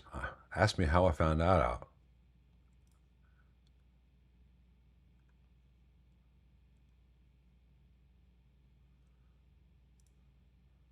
Thank you, Michael. Appreciate you. That's very kind of you.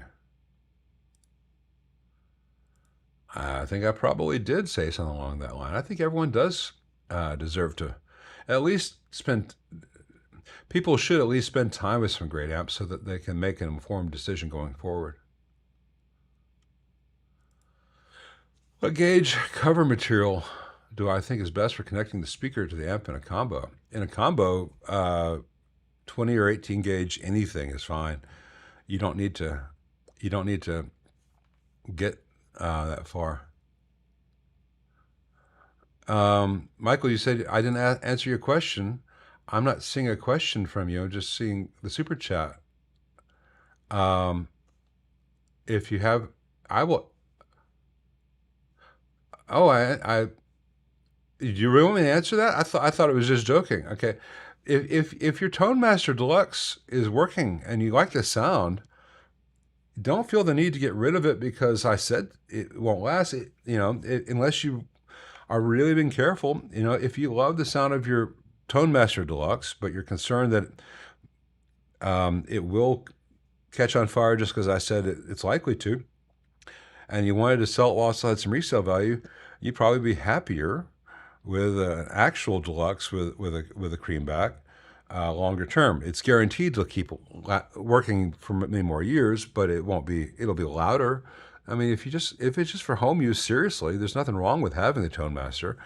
If you're okay with the fact that however much you paid for it, it may not be worth a fraction of that in 5 years if it is still working. There's no way of knowing these things. So.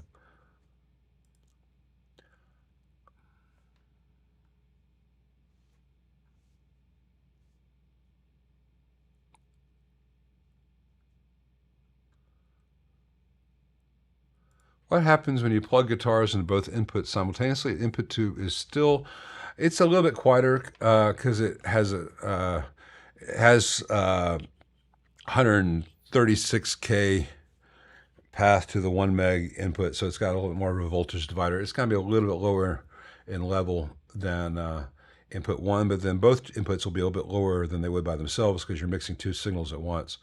It's not really worth worrying about, but you know, input 2 is still going to be a little bit quieter if you use both inputs. What is my favorite soup to make from scratch? It depends on the time of year. Towards end of fall, I like making chili, if we count chili as a soup. In the dead of winter, I do a kind of my version of pozole, where I use hominy instead of chickpea. It's kind of like a Turkish soup, but it's basically it's chicken noodle soup with I use really thick egg noodles, and I use hominy, and add spinach to it towards the end. That's one of my favorite soups in the winter. If you were thinking of getting sick, you won't be sick after you have that soup. But I love it with the hominy in there. And if you're in a different part of the world, you can use chickpeas or garbanzos for a similar thing.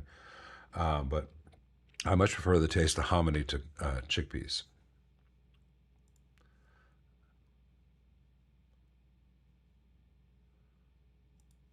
Thank you very much, Arrowholic. It's very kind of you. Recommendations for reverb tanks with short decay times, or should I just use a reverb pedal that allows me to control decay? It depends on how short you're talking about, but well, for a lot of guys, if you like the sound for of really short reverb, you might be better off with pedals. If you find a pedal that you like the sound of intrinsically, I like plate reverb out of a pedal, but I've never heard good string reverb out of a digital pedal. But we all have different preferences. I've never heard a reverb tank with really short decay times that I liked. I've heard a lot of metallic sounding kind of nasty ones, like the ones in JCM 900s are often kind of horrible.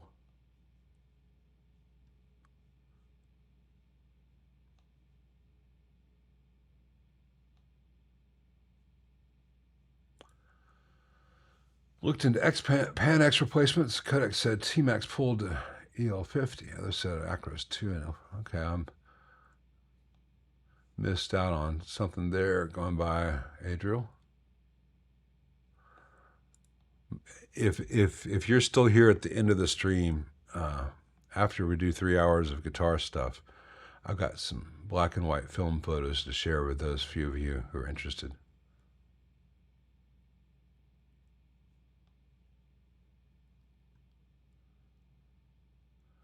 Hey, Nevin, thank you very much. Any advice on how to get into the business? Man, I don't know that anyone should, because we're all in danger of being obsolete within the next 10, 15 years with the digital stuff coming around the horizon. But if you want to see if you would be at all inclined to this kind of thing, if it would all be suitable for you, I would say go here. Read everything on his site. Let's see if I can get my pointer to work. Go right here, read everything on his site, and order his books. Order his books, and read them. And if it all makes sense to you, or if you're like, okay, I need to go back and reread this and figure out how these load lines works, there's got to be some math on the test. And if all that appeals to you, that's great. But if you just start diving in blindly, hoping to fill in the gaps as you go, that's not an approach that works for most people. I don't think any electronics class these days is really going to be necessary for that, because they're not teaching this kind of stuff in most electronics classes these days. This level stuff is really kind of old-fashioned, which means that some of the guys coming out of school these days who are doing this kind of stuff, who are building for companies today, have forgotten about designing for heat and current, because cell phones don't involve much heat or current in context, in comparison.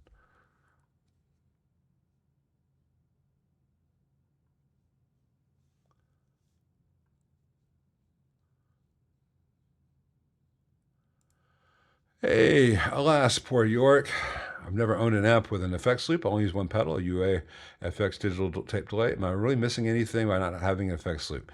It depends on the amp that you're using. If you're running into a clean to semi-clean amp or semi-dirty amp, no, you're fine. It worked for an awful lot of people. Still does. But if you were doing a lot of high gain stuff and the high gain stuff was coming from the amp, like the amp was generating all the overdrive, reverb in front of that's just going to sound like an awful mess. So, this amp I've got here is a 64 Bassman. It's the Brian Setzer model, Stray Cats amp. And so he uses that with a Roland Space Echo, which is a solid state delay slash reverb unit in front of it. Probably he's got some Fender reverb tanks live. He's been doing that all his career. Sounds fantastic. Everything's in front of the amp. Jimmy Page did the same thing. Edge does the same thing. It's fine. Gilmore. But if you were to go for like a Steve Vai kind of thing, an Eddie Van Halen thing where the amp's really overdriving, if you don't want to have any reverb in your signal in front, you add it after the amplifier. Otherwise, it's like distorting a cathedral. It just sounds like mud. So if you've got a setup that works for you, don't feel like you need to have an effects loop.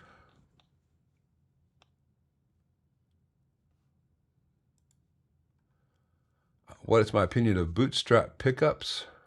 I have no opinion of them. I've never heard of them. Sorry. I thought I did answer your question, Michael.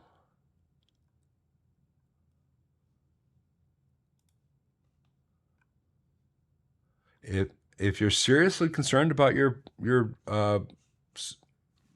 Tone Master Deluxe, but you otherwise love the amp, sell it, trade it, get a Deluxe Reverb, which is the amp that your current amp has been copying. Any experience with, sorry, it keeps jumping, Supersonic 22 combos?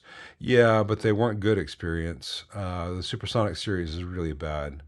I strongly urge avoiding the Supersonic series, 60 and 22 and anything else to come up with. Why is the damn all of a sudden the comments over here are jumping up and down every time someone posts something new? It hasn't done this before. It's been driving me nuts. Did I miss something? Sorry. Trying to get back to where I was. See, other channels have producers sitting over there with an iPad that pop the stuff up on the screen for the talent. Well, I don't have a producer and I don't have any talent, so here I am.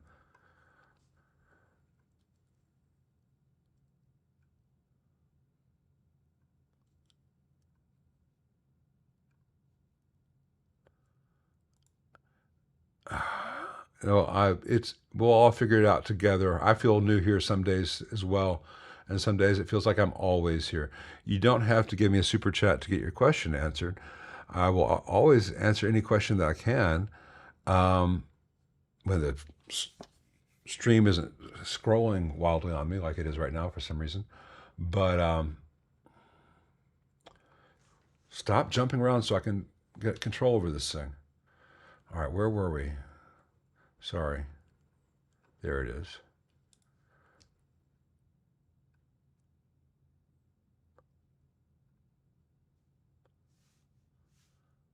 I do appreciate the super chat, but it is not necessary for me to answer questions. But it seemed like your question seemed like you're making fun of me rather than asking a real question. You're like, well, I'm enjoying this amp that you said wouldn't work, but I'm only playing for my cat, so I wasn't sure if it was a real question.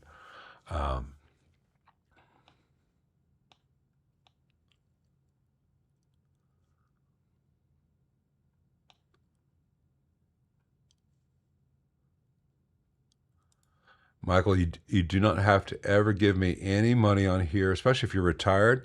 I'm not here to get separate you from your money. But I did answer your question the first time I saw it. Once I realized you thought it was a legitimate question. I thought you were just poking fun of me because your amp's been working for you, and it's the amp I said may not keep working. So if you do come back, though I can see why you might be feeling like you got a weird reception here. I don't mean for you to feel that way. if you do come back, you'll get a sense of not just how this thing works, but that I have a particular sense of humor. Um, and it doesn't always translate. I'm sorry, I'm trying to find the next question, and it keeps scrolling on me. All right. Do I have any experience with the 68 Drip Edge Bandmaster Reverb? Yeah, it's a Bandmaster with added reverb, so it's no longer a Bandmaster. It's a 50. Basically, it's a Pro Reverb with a solid state rectifier.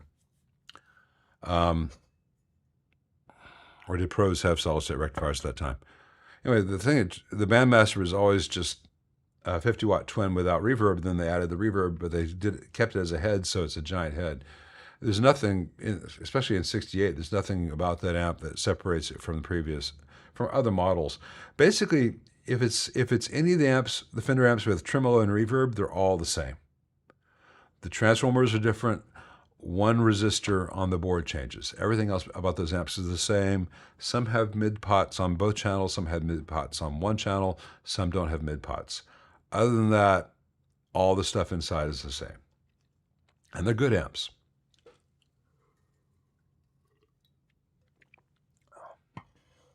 Is there a usual failure I should be aware of on a 68 Vibrolux Reverb reissue other than caps? It's mostly caps and loose hardware. Make sure all the hardware is tight. I've got videos on this on the Fender's reissue playlist. And the 68 series is noisier than the 65 series. It can be fixed, but in stock form, they're a noisier amp. But in terms of reliability, it's going to be loose hardware and the filter caps. And both those things could have been fixed by Fender at no upcharge to you, but they don't need to because people buy them anyway, and so there's no incentive for them to get it right, which drives me nuts.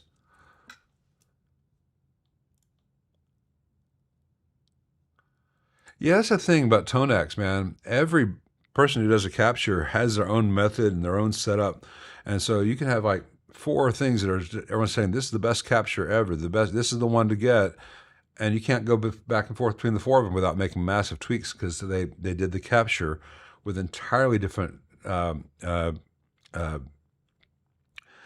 to digital converter levels. You know, it's a very flawed system for that reason. But yeah, to practice with, for practice or for home use, they're fantastic. But I don't consider them truly professional at this point because they won't figure out that it might be good for 8 on our input meter to correlate to something in the real world for scales involving digital things to have some kind of reference that, you know, maybe engineers have come up with certain standards when it comes to levels and stuff over the decades, which they have, but no one's putting any of that stuff into practice. All right, Michael Stevens Anderson. If you're saying that Greedo shot first, I'm going to have to kick you from the channel. Not only did Greedo not shoot first, Greedo never got off a goddamn shot. That's the whole point. Han didn't shoot first. Han was the only one who got off a shot at all. And that's how it works at Mos Eisley Cantina. All right, and I'll stop stuttering now. We're going to take our second intermission. See you guys in 7 minutes.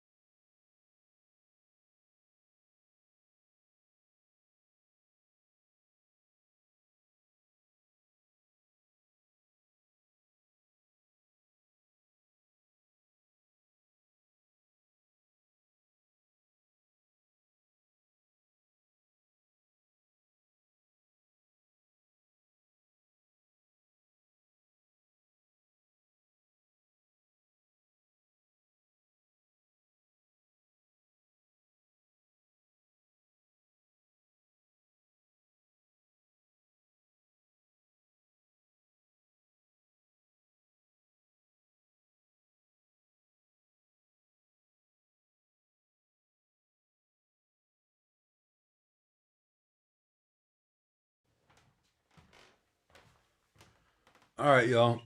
I'm back. At the risk of being a little unprofessional, I forgot to eat today. I'm going to have a few of these kettle chips, crisps for those watching in the UK, just so I don't lose my shit. I'll try to power through some of these questions so that I get as many as possible in this last hour. Maybe I should turn off the mic until I get to the question.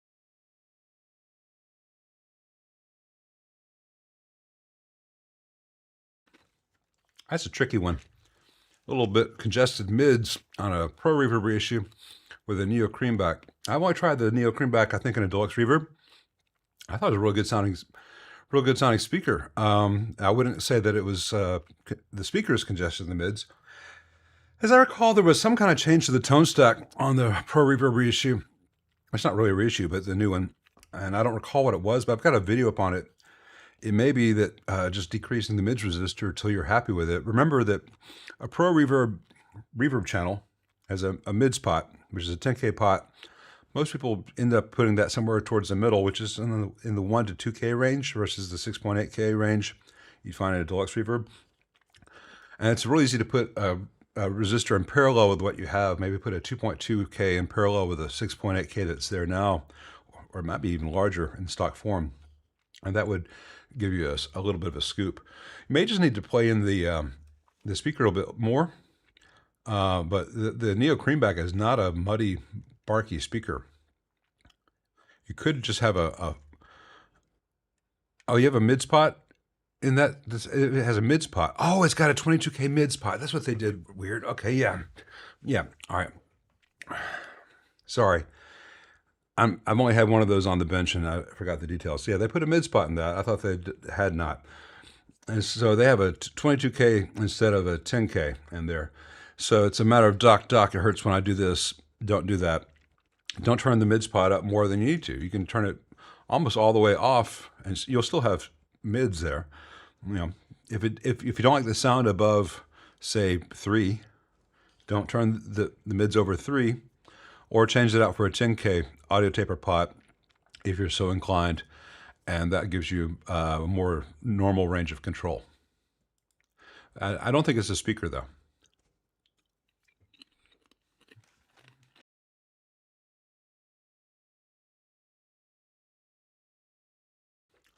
No experience with the old Ibanez tube heads. I've heard good things about them, but I've not tried them.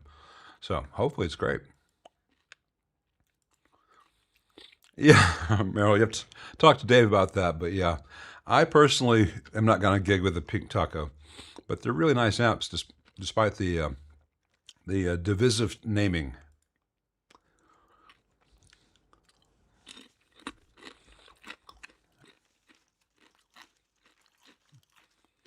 I will say that of the Neo speakers I've played, the Creamback is the only one that sounded useful to me that I would consider using.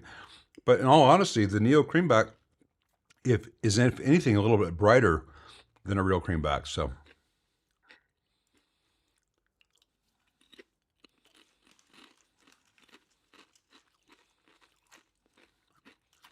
Meryl, what you do with your mom's inputs is up to you and your mom.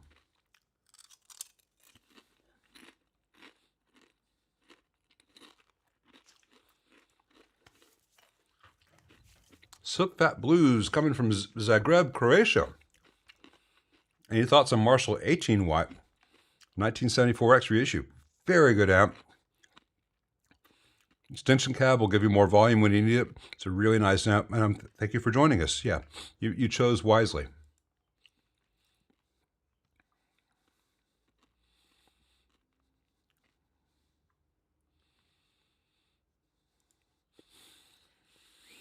I turned down Mesas. I turned down anything that's not worth the cost of repair. You know, if something is worth $150 and that covers, and my average repair is $180, and you know that involves a lot of less expensive solid state stuff these days. It's not me being a snob. It's me protecting people's pocketbooks. Having something serviced is not always economically viable. And I don't really want to get caught up in some of those late 60s Magnatones with a plastic clamshell where they opened weird. Those things were just impossible to work on. And I don't really like Silvertones at all.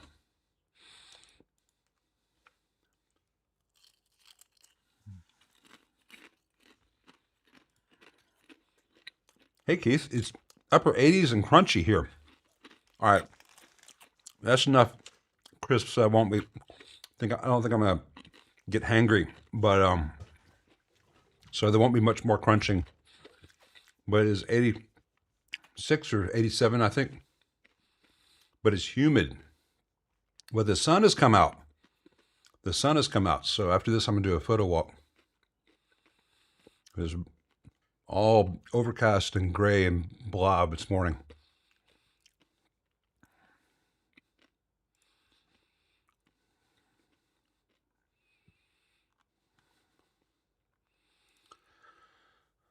Hey, Jack Smith. Guitar Smag wrote that the 62 Super with harmonic tremolo is very good, amazing sound. Please explain why. I wonder if reissue of said amp will be able to duplicate that sound because no same parts now. Now you can. The parts exist to make the harmonic trim in the 62 Super. I don't know if they have a reissue of that. Whether do they have their reissue that one?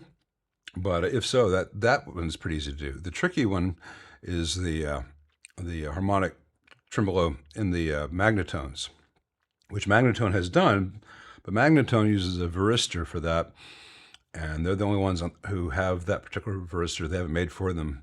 You cannot buy that these days. But as to why it's very good, it's changing the phase. So Vox has one, Fender had one in the 62 to 63 era, like the Concert and the Pro. Might have started late 61. And then Magnatone had a more elaborate stereo version, but they all changed the phase. So it's kind of like having a phaser and a tremolo on at the same time. And it's a really cool sound. The Magnatone is the only one of the three that did it in stereo, but the effect is still there, quite noticeably in mono. As to why, that's a long subject, and I've got various videos where I show the harmonic trim in Fenders, and I show the harmonic trim in Magnatones, and I show the harmonic trim in Voxes. Yeah, but the Vox and the Fender one can be done very easily. The Magnatone one's tricky. Thank you, Recon. Appreciate that. Recon Hell and So Fat Blues. Thank you very much, guys, both of you. Mark 1 was a PCB done in the guy's bathtub, apparently, and it's held in place by the prongs on the preamp tube sockets being bent over, and everything just tack soldered, and a lot of finger crossing involved. It's a terrible PCB, but it is a PCB.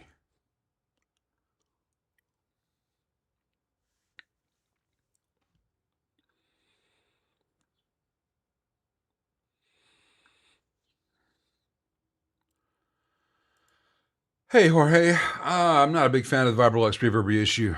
It doesn't sound like a Vibrolux. It's really, they took the Vibro Verb reissue and changed a few components, and it's the same core amp.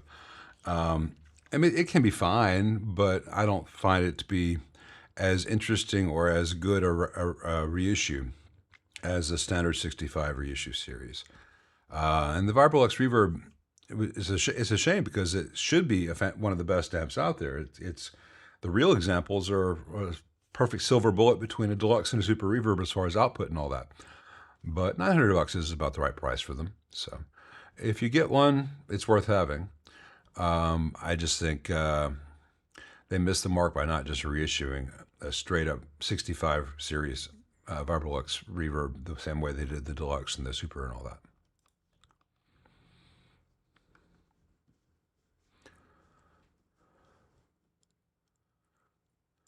Strumbum, we got a 66 Super Reverb that has low distorted output on both channels. Cleaned the pots, tubes, pins, etc. Old tubes. Checked output winding speakers. Voltage valves good. Bias 65%. Any suggestions? Thank you.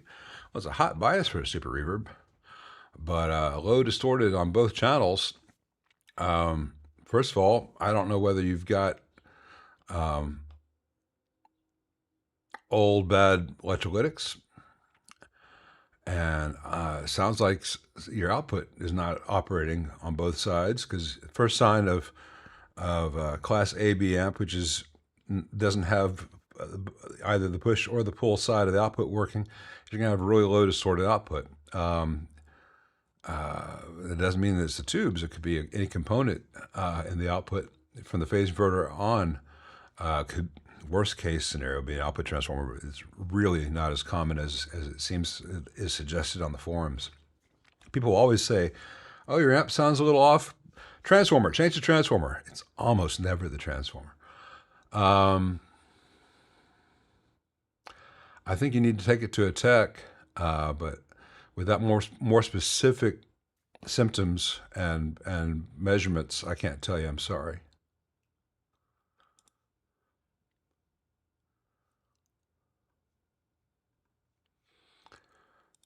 Isn't a taco really a sandwich?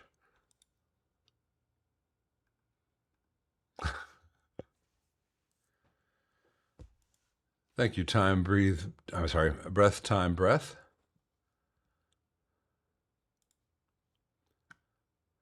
Let's see.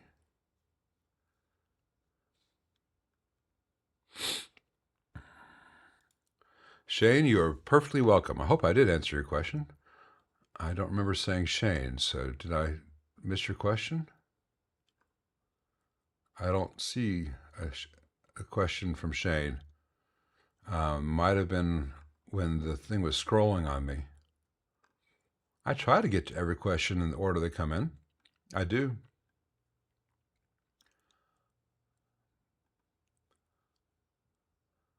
I don't see it. But hey, ask it again, Shane, and I will. If unless I already answered and I've just spaced it, which I do from time to time. Hey, Goturo, thank you. My 65 deluxe reverb that will sometimes make a pop sound followed by low volume static sounds. The noise is not affected by volume knobs, but is by tremolo, possibly reverb 2. Noise does not stop. Sometimes can reset by turning it off for a moment. Well, it could be quite a few things. It could be a bad tube. It could be a bad solder joint. I would sadly say that the most likely causes, unless your amp has had a lot of work done on it, the filter caps in the 65 reissue series fail all the time. And one of the things that happens when they begin to fail is they'll begin to arc. And the screen grid resistors, which are mounted on the board, often overheat, and that could also be causing the same thing. It's possible one of your screen grid resistors has gotten so hot that it's partially desoldered itself. And both those things would explain that as the board gets hot and things expand and then they cool off. It sounds frightening when I say it that way. Those are very inexpensive things to have fixed, and they're very inexpensive things not only to fix, but to make sure they will never, ever happen again. But I think you should take it to a tech, most likely.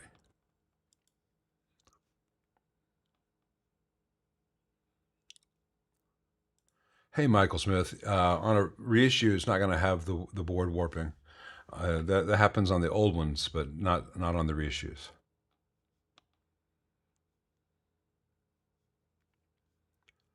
Let's see.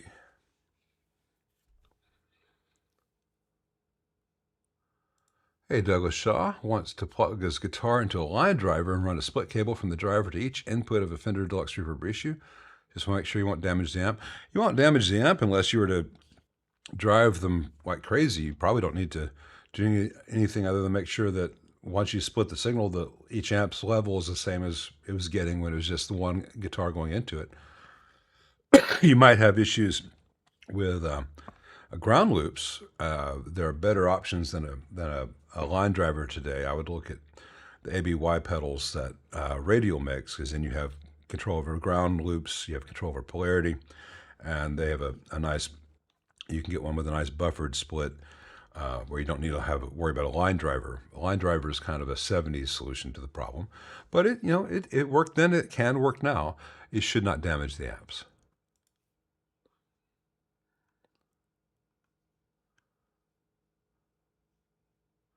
Drive in distortion before modulation, typically,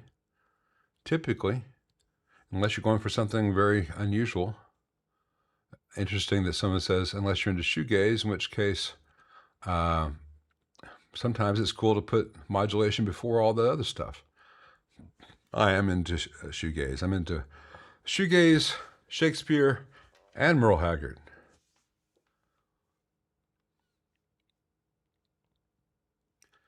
If a humbucker has no sound, does it shit in the woods? I'm sorry. How can you know if if the pickup is bad or from the electronics? Thanks.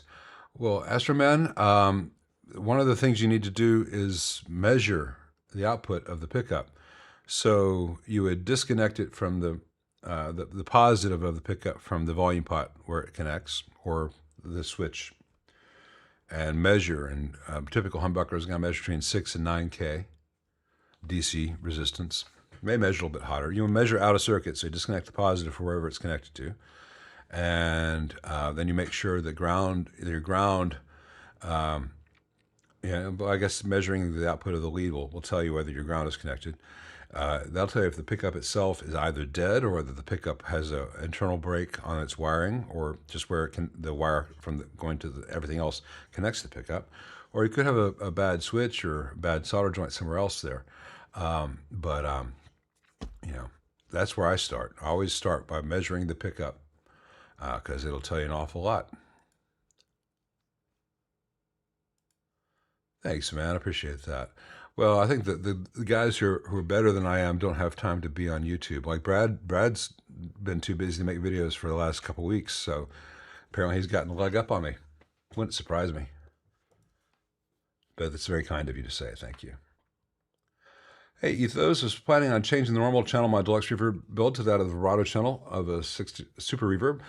What all goes into changing the circuit? Yeah, it's just the one cap. Just change the mids cap from 47 to 22 nanofarad. Congratulations, it's a super reverb preamp. If you want to get into the real details, the super reverb's got a much higher B plus in the preamp than the deluxe reverb, so it's going to have a little more clean headroom. Deluxe reverb's got 10K, 10K as the droppers. You can decrease one or both of those if you want to bring the preamp voltage up. Remember that 10K, 10K in the deluxe reverb was not chosen to magically make the deluxe reverb do something that only those resistors could do. It was meant to make sure that the deluxe reverb would not be as loud as a Vibrolux reverb, which has other little things done to make sure it's not as loud as a super reverb, so that if you had a deluxe reverb, you'd still lust after getting the louder Vibrolux reverb. If you had the Vibrolux reverb, you'd lust after getting the louder super reverb. So you can go all the way down to the 1K, 4.7K that you find in a super reverb if you want. You'd have a tiny little deluxe reverb that was just a little bit louder than any other deluxe reverb on the block. Or you can do the 2.7K thing like you find in the 70s deluxe reverb. The world is your electronic oyster, which sounds gross, or at least crunchy. Thank you, Mr. Nevin. Appreciate that.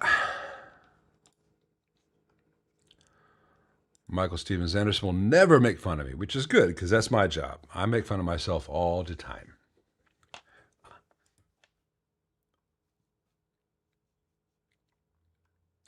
What did y'all feel about Teletown at Ryman?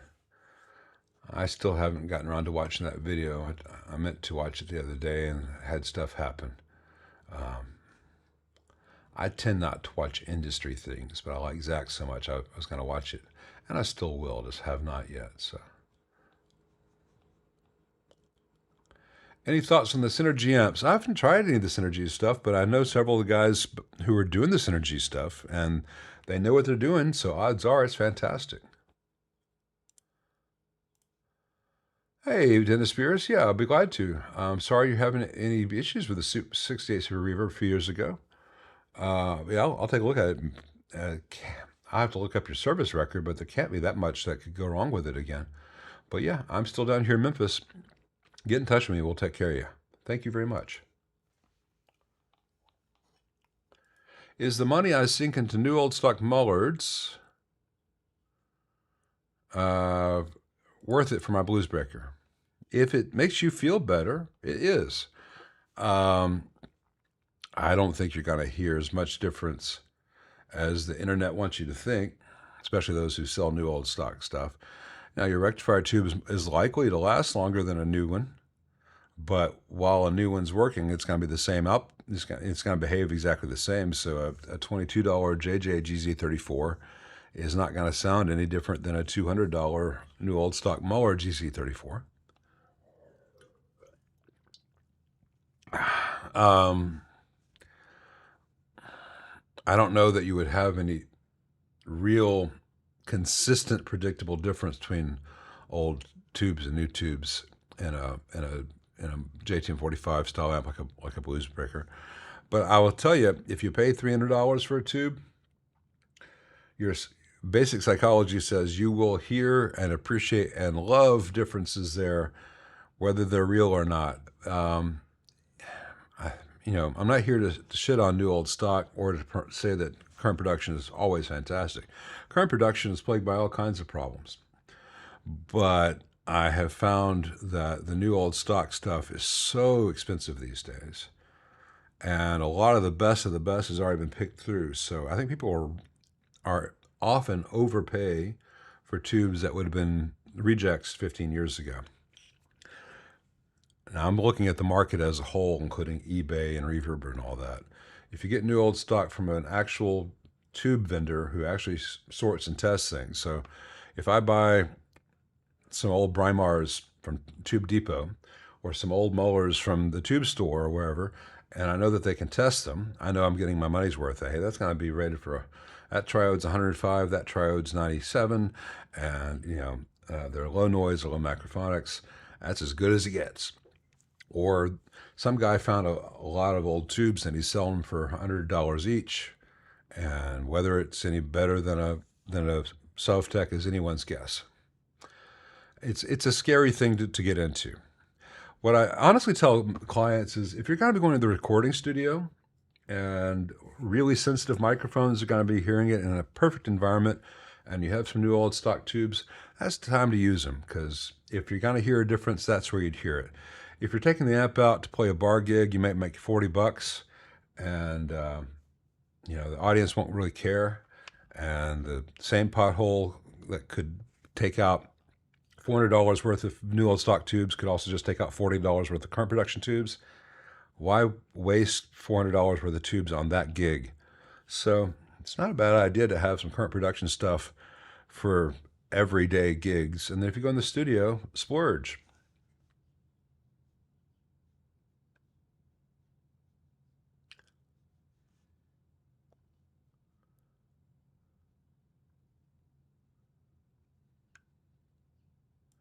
Chewie was getting the Falcon ready.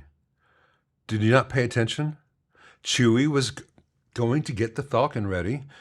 Han had to take care of something. They were very clear about this, okay? They were very clear.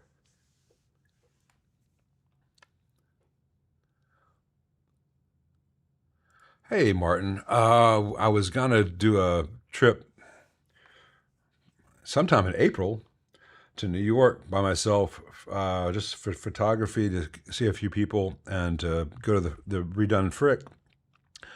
And then the TSA strike was happening, and then Iran happened, and the cheap round ticket flights all disappeared, and the viability of spending the money to do that became silly.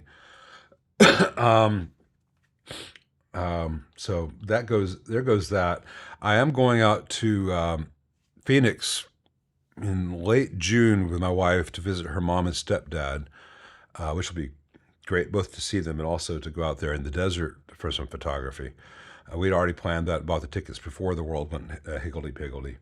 Other than that, I might, if gas prices get a little bit better, I might drive up to the Ozarks some weekend, just myself, to get away and do some landscapes kind of stuff. But other than that, I'll just be here wishing I had money again. Wishing that I could travel again. We will again, but it's going to be a bit.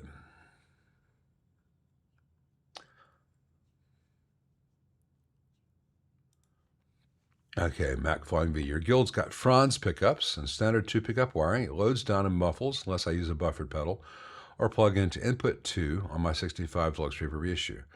Well, the input 2 on your deluxe reverb reissue should be worse than input 1 as far as loading pickups, because it's going to give you 136K load versus a 1 meg load. But it's very possible that something's wrong with input 1 on your deluxe reverb reissue. And so it's not that input 2 sounds great, it's that input 1 sounds awful, and you just don't realize it unless you're using your guild. I can't tell you without looking at your amp, but I cannot think of any plausible reason why a standard 2-pickup wiring would load down and sound bad into a properly working standard deluxe reverb input 1.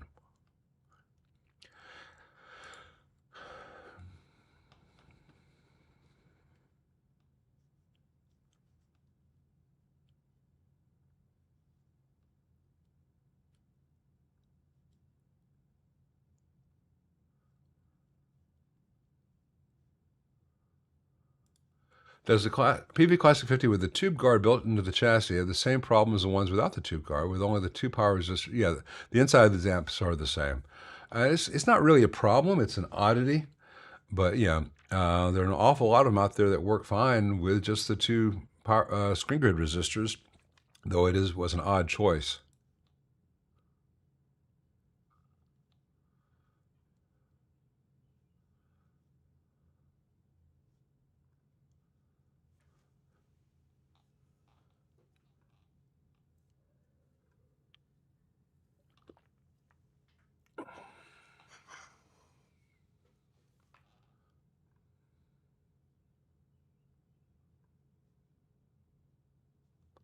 Let's see.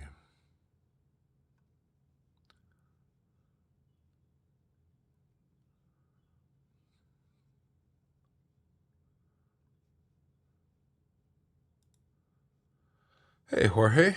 I'm an electrical engineer with 5 years of amp tech experience in Houston. I don't know how to promote my services. What is your advice to get started? Well, in terms of get started promoting your services, or I'm not, if you mean promoting, I've got some friends who do this, YouTube, some friends who've had really good luck putting their stuff out on Instagram. I imagine that Instagram is probably the less costly way to get your information out there, because you can just do little quick vertical videos on your phone, and that find ways to get snazzy little topics like, oh my God, you won't believe the simple trick to, I'm not the marketing guy, but if you want to get hardcore into it, Keith at 5 Watt World has an online course for YouTube mastery. How to start a YouTube channel, how to promote and grow a YouTube channel, and it's a good series. I reviewed it for him, so I had a chance to go through it, and it's a lot of really good advice. So if you're interested in YouTube, I'd suggest getting Keith's course at 5 Watt World. If otherwise you just stumble around like I do and hope that you figure it out, which took a long ass time. But Instagram has been a pretty easy way for a lot of people I know to promote their services. It's so much better. All these things are so much better than the yellow pages that we used to have to use. That's about all I got for you, Jorge, though. Whatever success I have, I pretty much just lucked into. I cannot take the credit for it or say, it was all my master plan. Hey, what makes the reverb of my AC15C1 so different than a Fender circuit? It's a Ruby tank. It's just fine. It's fine, just way different. Well, they've got a tone circuit on there. Other than that, it's much the same as what you'd find in one of the Fenders with solid state reverb, like a Blues Junior, Hot Rod Deluxe, etc. It's not a fully tube reverb circuit the way you'd find a deluxe reverb. Part of that is because of the way the AC15 custom channels work, and how they mix together is different than you find in a Fender, because you're putting the reverb on both channels in the Vox. It's compared to reverbs and Voxes of days gone by, the AC15 and AC30 custom series reverb is phenomenal. But there's a reason that people associate amp reverb with Fender amps. You're not going to get the sound of an old Fender with that drip for like wipeout kind of stuff out of a Vox, but not bad at all.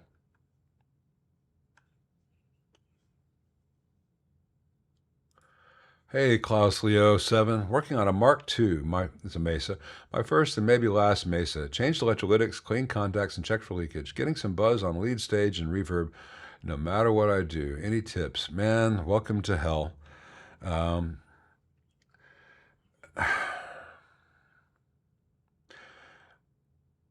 checked for leakage on. Have you checked leakage on every single film cap in the amp? A. B. It may have ground loops. Sometimes they randomly grounded stuff together with that braid everywhere. And some buzz, notorious for the diodes overheating. Not as bad on the Mark II series, though. I don't have anything specific to tell you other than that. With Mesas, question everything. I've noticed, I found on an awful lot of Mesas that any resistor over about 47K and up is a common source of failure, especially if it's used as a cathode follower. I don't know why they insist on using so many carbon comp resistors when in places where they have no business being, like screen grids, or not so much on the Mark II, but many of their amps will have like 18 1-watt resistors in series with each other. Just a whole bunch of dumb shit. Good luck with it, man. But question everything. Don't assume that anything was ever designed right or worked right. And I think the Mark II has that stupid master volume inherited from the Mark I, where it's just a variable resistor rather than being an actual voltage divider. So you're going to have really awful tapers on that thing. Oh, and if Mark II doesn't have the EQ. Never mind. So.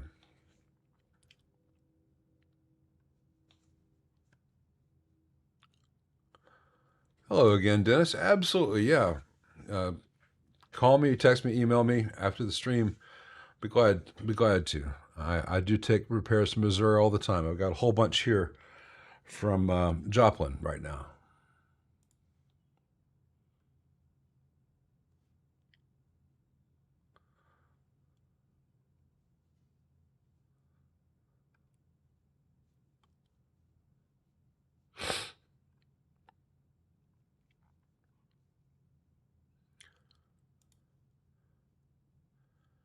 Hey, Michael Linder. Thank you very much. I don't have any experience with the new Bad Cat amps. I've heard that they've got some new engineers who know what they're doing, and I hope so. But I've not been inside one yet or seen inside one, so I have no opinion. But I have high hopes.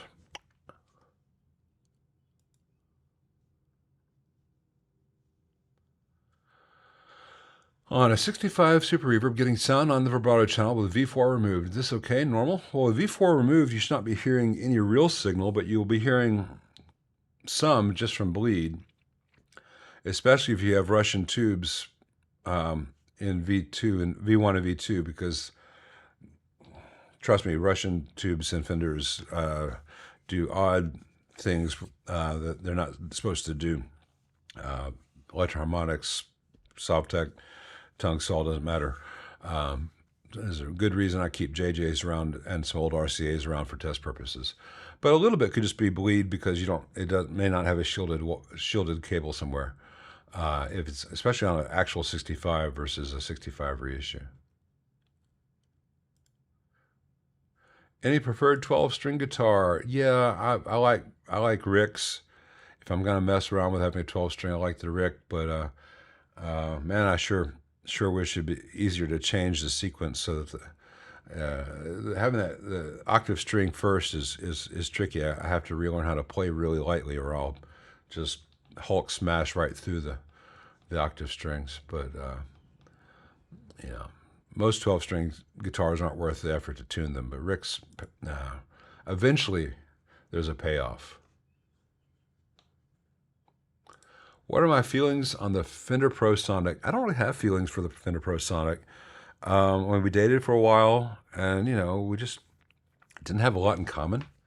And they're nice enough, sure, but amicable nothingness. I I'm not a fan of the ProSonic. It had so many design flaws, and it's so over engineered yet poorly engineered at the same time. There's a bad period for Fender's design. There's a reason that when they came out with the 65 reissue series, their amp sales increased exponentially. Avoid the ProSonics, avoid the Red Knob Twins, avoid the Evil Twins, avoid the this, avoid the that. Just stick with the reissue series where they admit that Leo is a better designer than anyone who's worked for them since then, and you won't go wrong.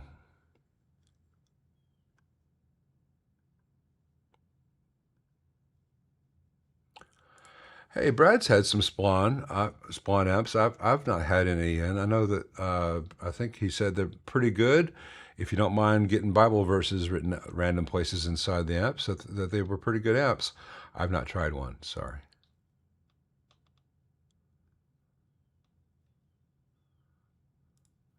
Hey, Daria. No problem. I'm sorry I forgot that it had that crazy mid spot. You can change that mid spot, and if it's I don't remember if the mid spot on that is wired as a variable resistor or wired as a voltage divider. If it's wired as a variable resistor, and you just go, there's nothing connect. It's just wired as so it's either 22K or nothing, and everything in between. But there's not another side where as this one goes down, this one goes up. You could just put like a 15K resistor across it and end up with about a 10K pot.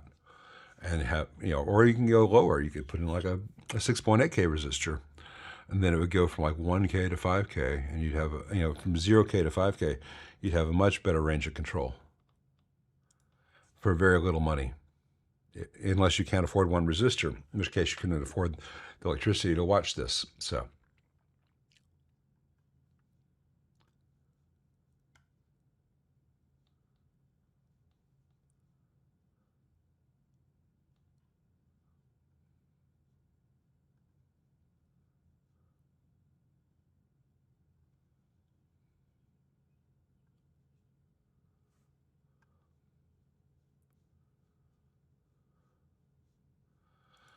Well, acoustic 12 strings are entirely different. Yeah, Guild 12s are great. Give me a big old Guild 12 tuned down a step, and I'm happy. But that's very different than electric.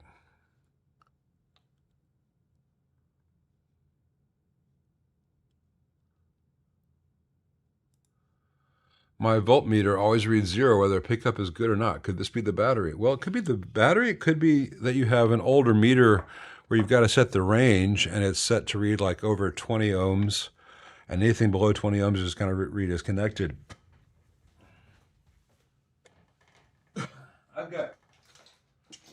I used to have a very expensive Fluke meter, and it died, and I was going to replace it. But as a stopgap, I bought one of these $20 ones on Amazon just to have something that would work. And for my needs, they've worked so well. I haven't bought another expensive Fluke. I do have some nice probes on these things, so I've got 3 cheap ones. But this is a modern one, and I set it to measure resistance, the ohm signal, and it doesn't matter what I'm measuring. I can measure something that's in the tens of megs. I can measure something that's below 10 ohms, and it'll give me a fairly accurate reading. But you do have to be sure you count for whatever inherent. I should calibrate this. I've got them touching together, and it's just under 2 ohms, just the resistance. I've not taken the time to calibrate it. I just add 2 ohms to everything if it's critical. But on older meters, to measure something that lower range, I would have to say, all right, I'm going to measure something under 1K. I go to the 1K and under reading. Otherwise, it's going to say nothing. So that may be what you're running into. Or it could just be an old battery. Or dirty contacts where these things come out about once a month. I take these out and I spray some contact cleaner in, and I put them in and out a few times. Just so I have, so I don't have to keep recalibrating it all the time. Because I can knock off a few ohms of the lead to lead measurement just by cleaning it every once in a while.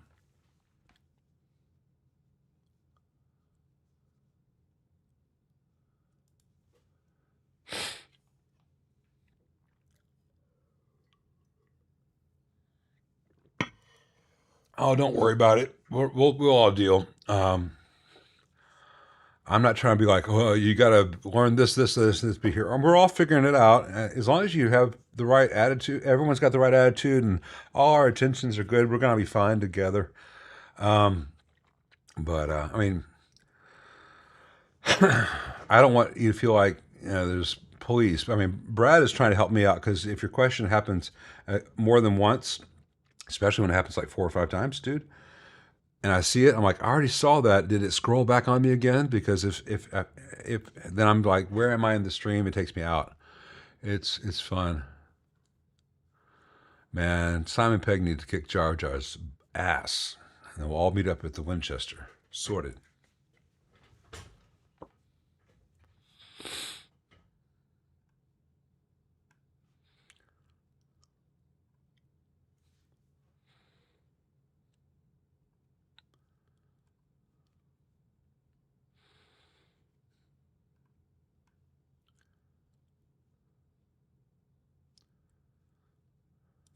Is that Tennessee, the same state with Nashville? Tennessee is the state with Memphis, and Nashville's over there too.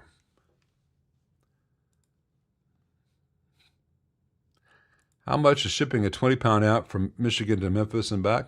$150 to $200. People do it all the time.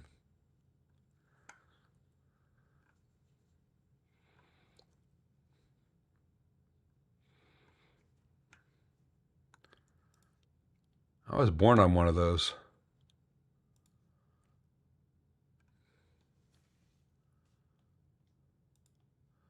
That is so strange, Mac Flying V. So I worked on your 65 Super Reverb and your...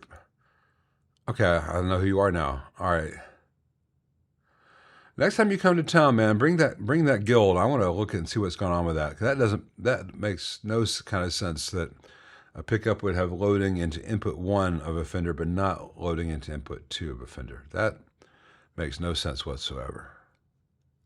I'm not saying you're lying, but there's some crucial piece of the puzzle that we don't have here. We need to figure that out because that's bizarre.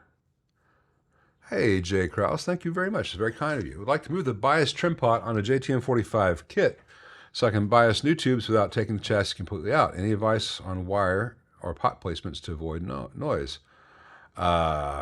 Just get an externally mounted bias pot like you find in a Fender. Now, the trick is the externally mounted pot is usually only available in 10K linear. Let me double check that real quick. Doop-a-doop-a-doo. This won't take you a second. It's worth it.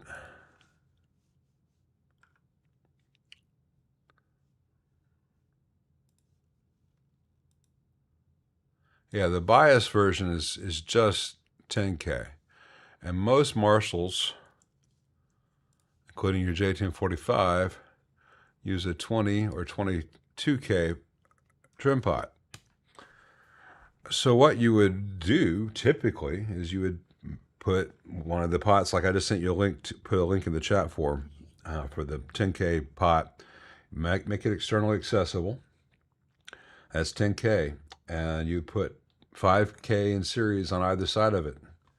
So if your existing, say that your existing pot, which is 22K, could go from here to here, from nothing to 22K, but normally it's somewhere in this area.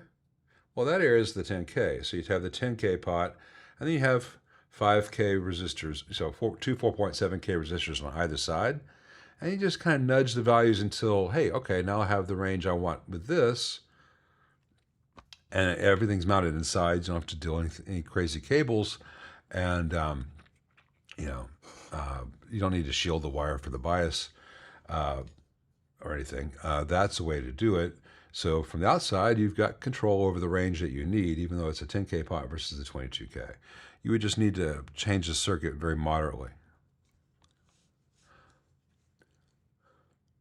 Or you can use a standard 25K pot on the outside that someone can go and say, hey, what does this do? And turn it. That's what we want to avoid.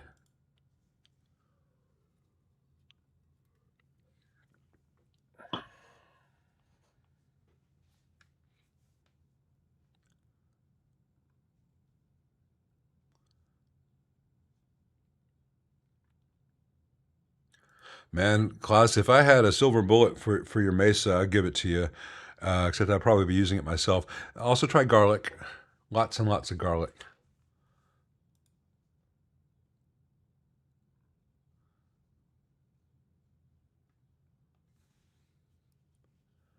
Good point. There's just so much that can go wrong. Uh, if you find it, let us know.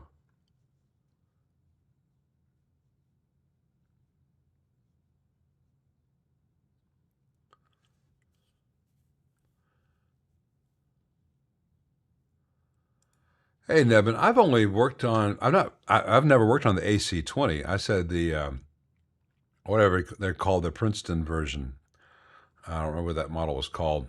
Um, I've worked on like four of that Princeton knockoff, and they all have the same issues. I've not had their AC-20 in, though I expect bad things from it. I have other friends who are techs who've worked on other models and have found the exact same stuff. So either we're all getting prototypes, not stuff Morgan actually made, but prototypes, and we're being unfair. All of us, or every Morgan, seems to be built by people who don't have any business building amps. Um, I said those don't. No one sue me. I said those are theoretical. The ones I've seen indicate that they should not be sold to humans, and the ones my friends who are other techs have shown also indicate that they should not be sold to humans. But I can't say they might have some other model that's just perfect, and so perfect that no one's ever seen it or heard it. But I can't tell you. Seems to me that having more than 480 volts on a 450 volt cap kind of loses you your vote when it comes to being a designer. But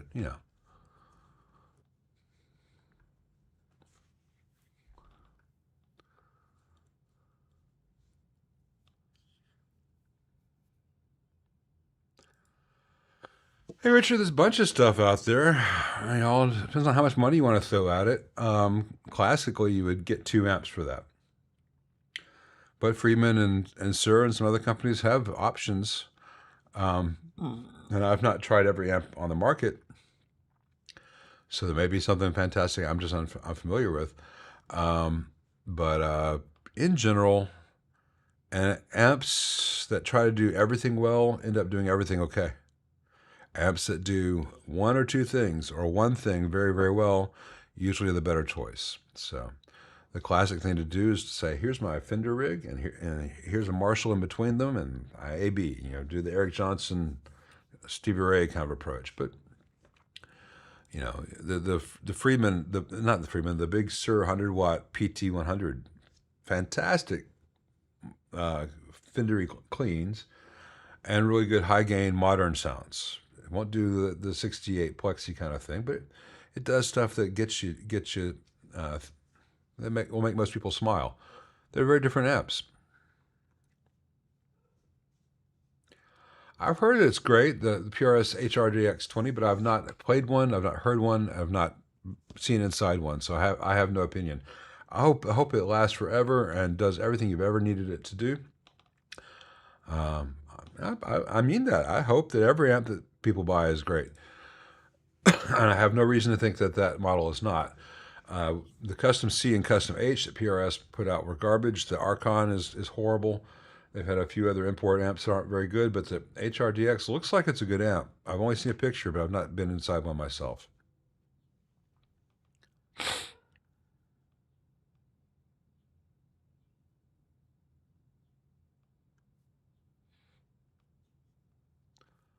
Hey, iMusic Sean, thank you very much.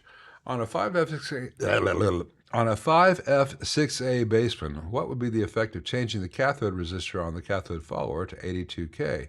Previous gain stage feeding it has 1.5K resistor bypass with 25. Yeah, all right.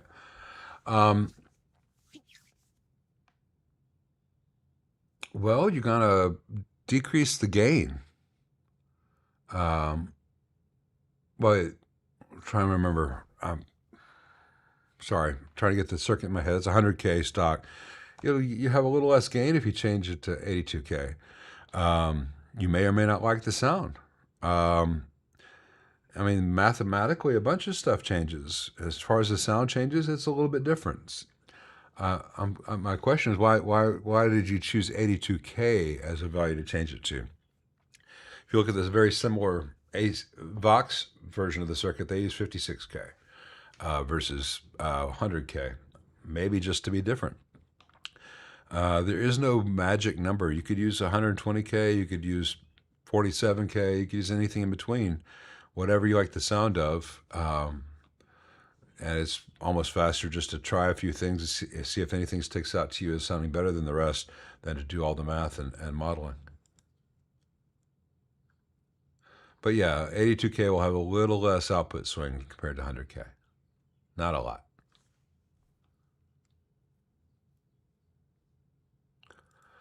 Nick Romy, I have a 70s Sound City bass 150 that I don't totally love. The preamp is strange and doesn't stay as clean as I would like.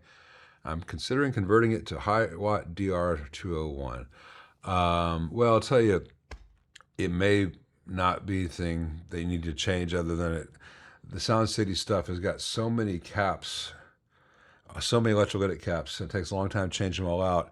And unless all the electrolytics have been changed out in your Sound City, you have no idea whether what you're hearing is what the amp was designed to do. But yeah, you could make it into a high watt style kind of thing. I've done that before to a Sound City, and it can be done. Won't sound exactly like a high watt, but it can sound an awful lot better than Sound City. I'm not a big fan of Sound Cities, but I've also done it to some Suns. But before you start making changes, make sure that what you're hearing is the accurate version of the circuit it started out as. And it takes a lot of caps to get a Sound City going again.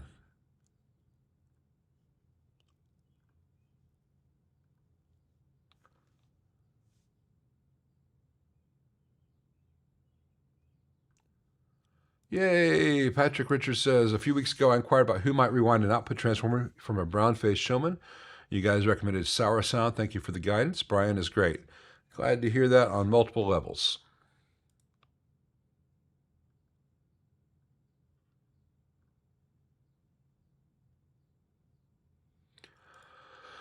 Whew. I don't know, man. I don't know about transformer availability for a high watt build. Trying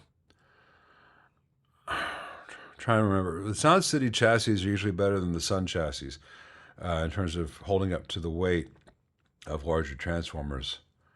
I can't tell you. I don't know what the cost would be, and I don't want to give you bad advice just so that I sound like I have advice to give. I cannot tell you. Sorry. Are JJ's 6V6S's better these days than they were in the past? I can't tell you that either, Ethos, because I have had a small sample size of late because I have not been providing them to owners. I used to use them quite a bit in owners' amps, and they'd come back within 6 months, microphonic, from being used with combos, and eventually realized that I need to stop putting these in combos because they get microphonic. And so the only ones I've had experience with in a good while are the ones in that P2P amps Uncle Larry 5E3, and those are fine, and the app's been used quite a bit, but these are, I think, from 2017, so it's possible they were better in 2017 than they are now, but I don't know.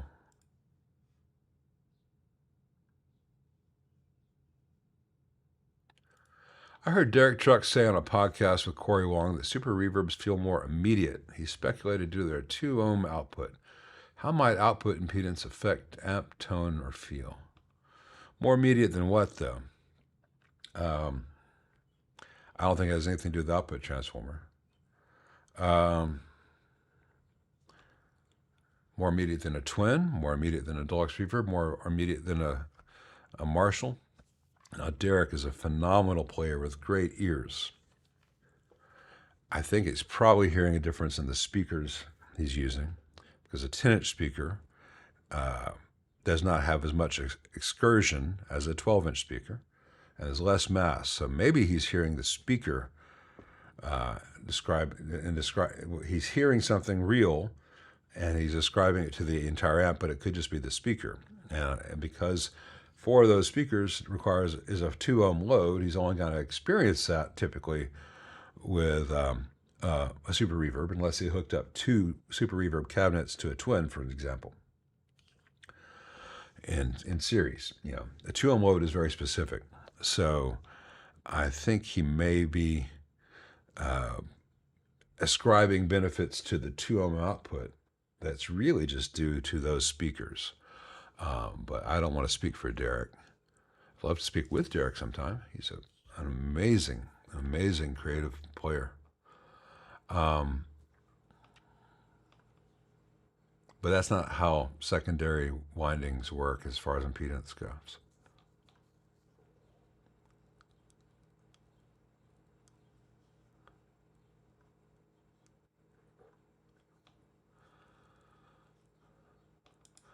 Do I have a safety tips video? Not in itself, no.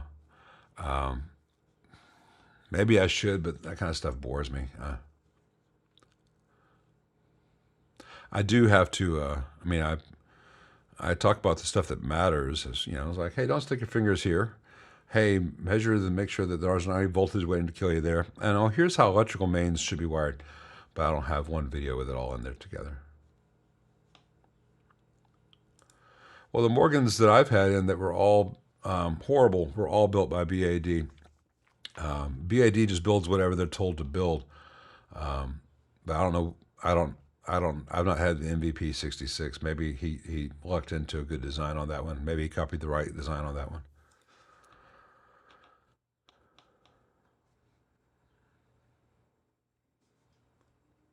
Let's see.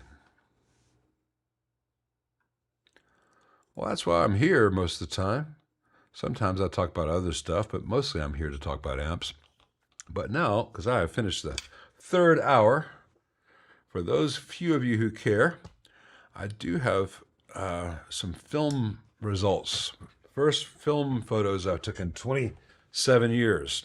And I will share them with the class, and we can see what my results have been. So make sure you guys can see this, but only the ones I want you to see. Just a second. Yeah. Okay. 1 star and higher. All right, just 1 second. For those of you who don't care, we're going to be done with the amp stuff now. So Lightroom. All right, so this is Lightroom. This is how adjusted. This is one of the first pictures I took with the old camera, the old rangefinder, and some Tri-X. And I mean, literally one of the first ones, and I was getting used to the rangefinder, and I think I had it in focus, and I leaned in just a little bit and got too close for the minimum plane, because I can see, and I was like at 1.8, so just missed focus. And it was an overcast, blah day. But later that day, I got this shot, which is a little bit better. Still a pretty extreme dynamic range, but and I don't like Tri-X so far. And I don't know if I don't like Tri-X or if I don't like my local developer and scanner, because these TIFFs were relatively low resolution. For example, this is fit. This is 100%, which is small. You know, it's possible to scan and get something twice as big as this or more than twice as big as this. So I think it's a low resolution scanner, and I don't know what their settings were. This is the cat down the street, and it's a promising shot. I was able to get this with the rangefinder, all in sharp focus, but I'm not a big fan of the film grain. But again, I've got another roll of Tri-X I'm working on now. That's in the camera now. I'm going to get it developed and scanned by a different lab to see what's film versus what's the first place's thumbprint on the film. This is a bookstore around the corner, and I wanted to see how it handled the sun coming in the window in the dark, relatively dark shop. I thought it did a pretty good job. None of these photos are phenomenal. I have one potentially good one.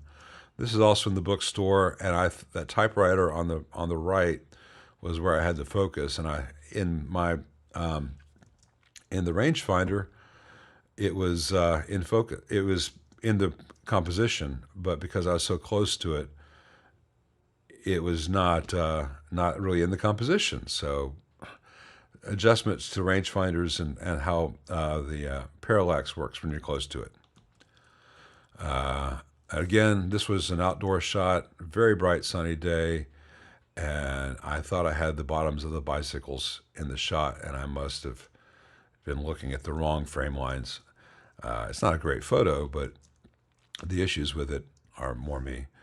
And again, I don't know if I dislike Tri-X or if I dislike the lab that I used. And so I'm waiting till the second roll comes from a second lab.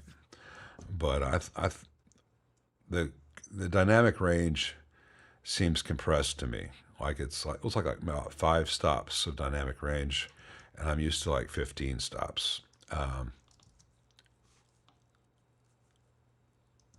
go back to, since you're talking about the cat picture, I'll go back to that one.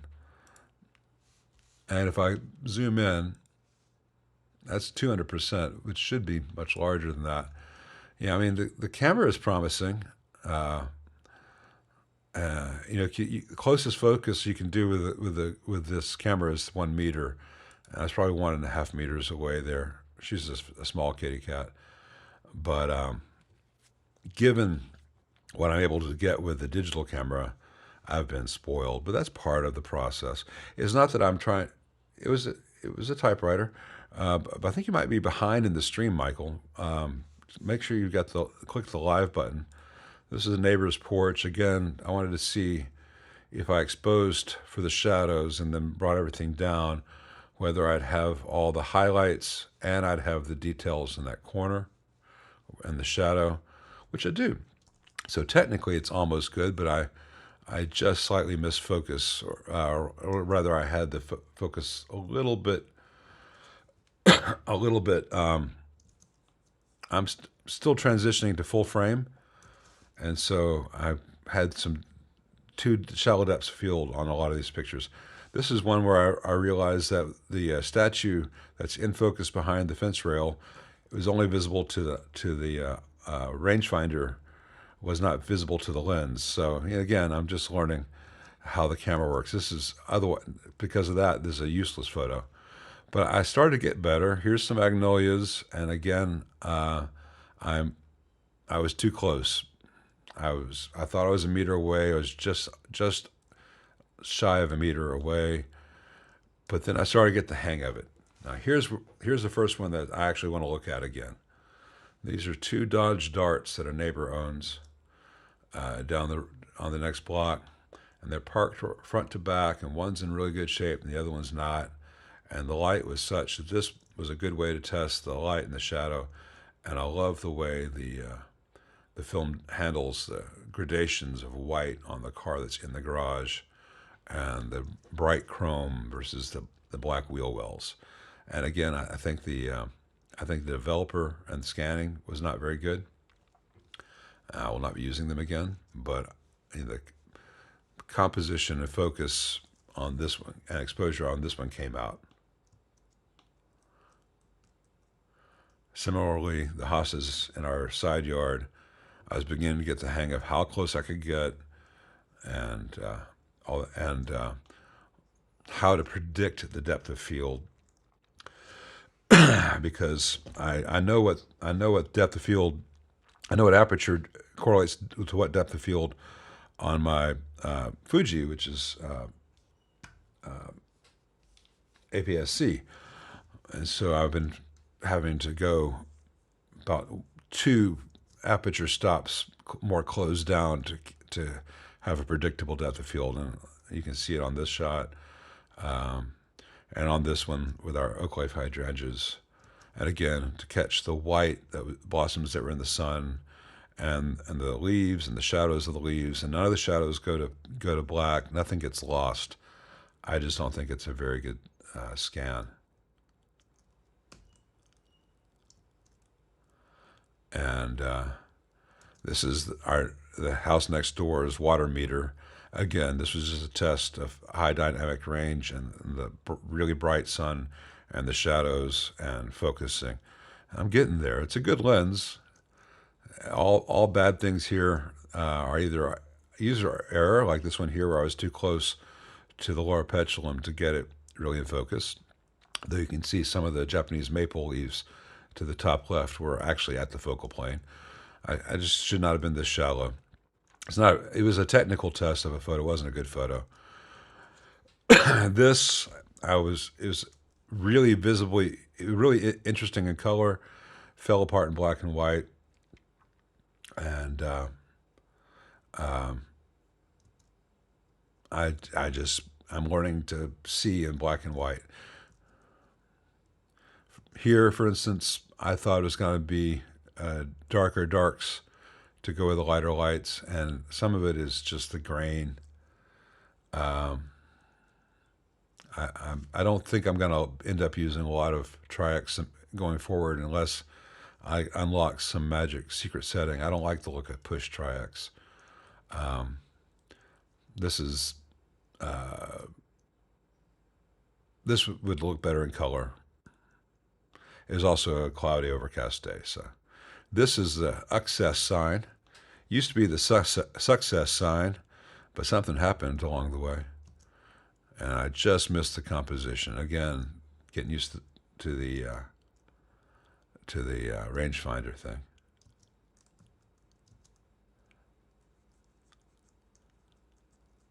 And this is a guy jumping off a battery on the street.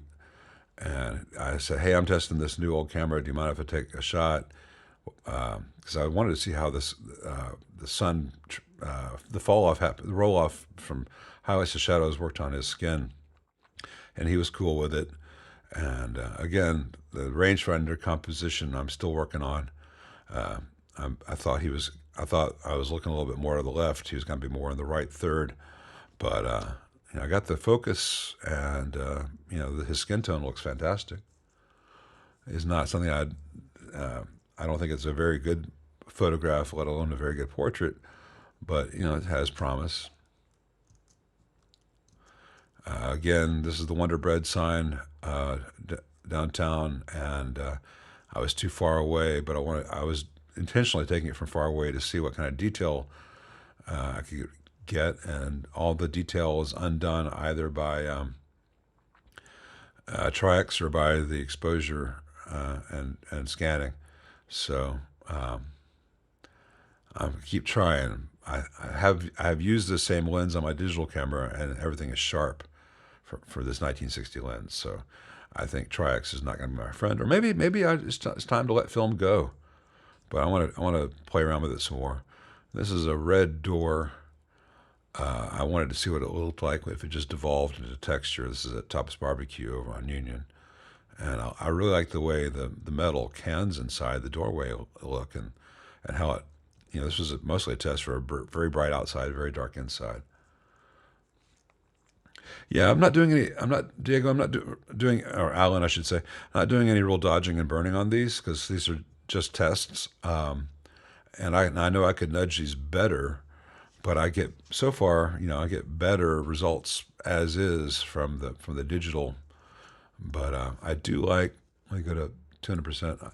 I do like right in here. That's promising.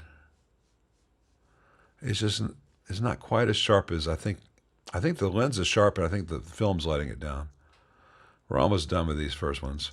This is across the street from the barbecue shop, and the pedestrian had just been in front of that white section of the fence, and that was the shot I wanted to get.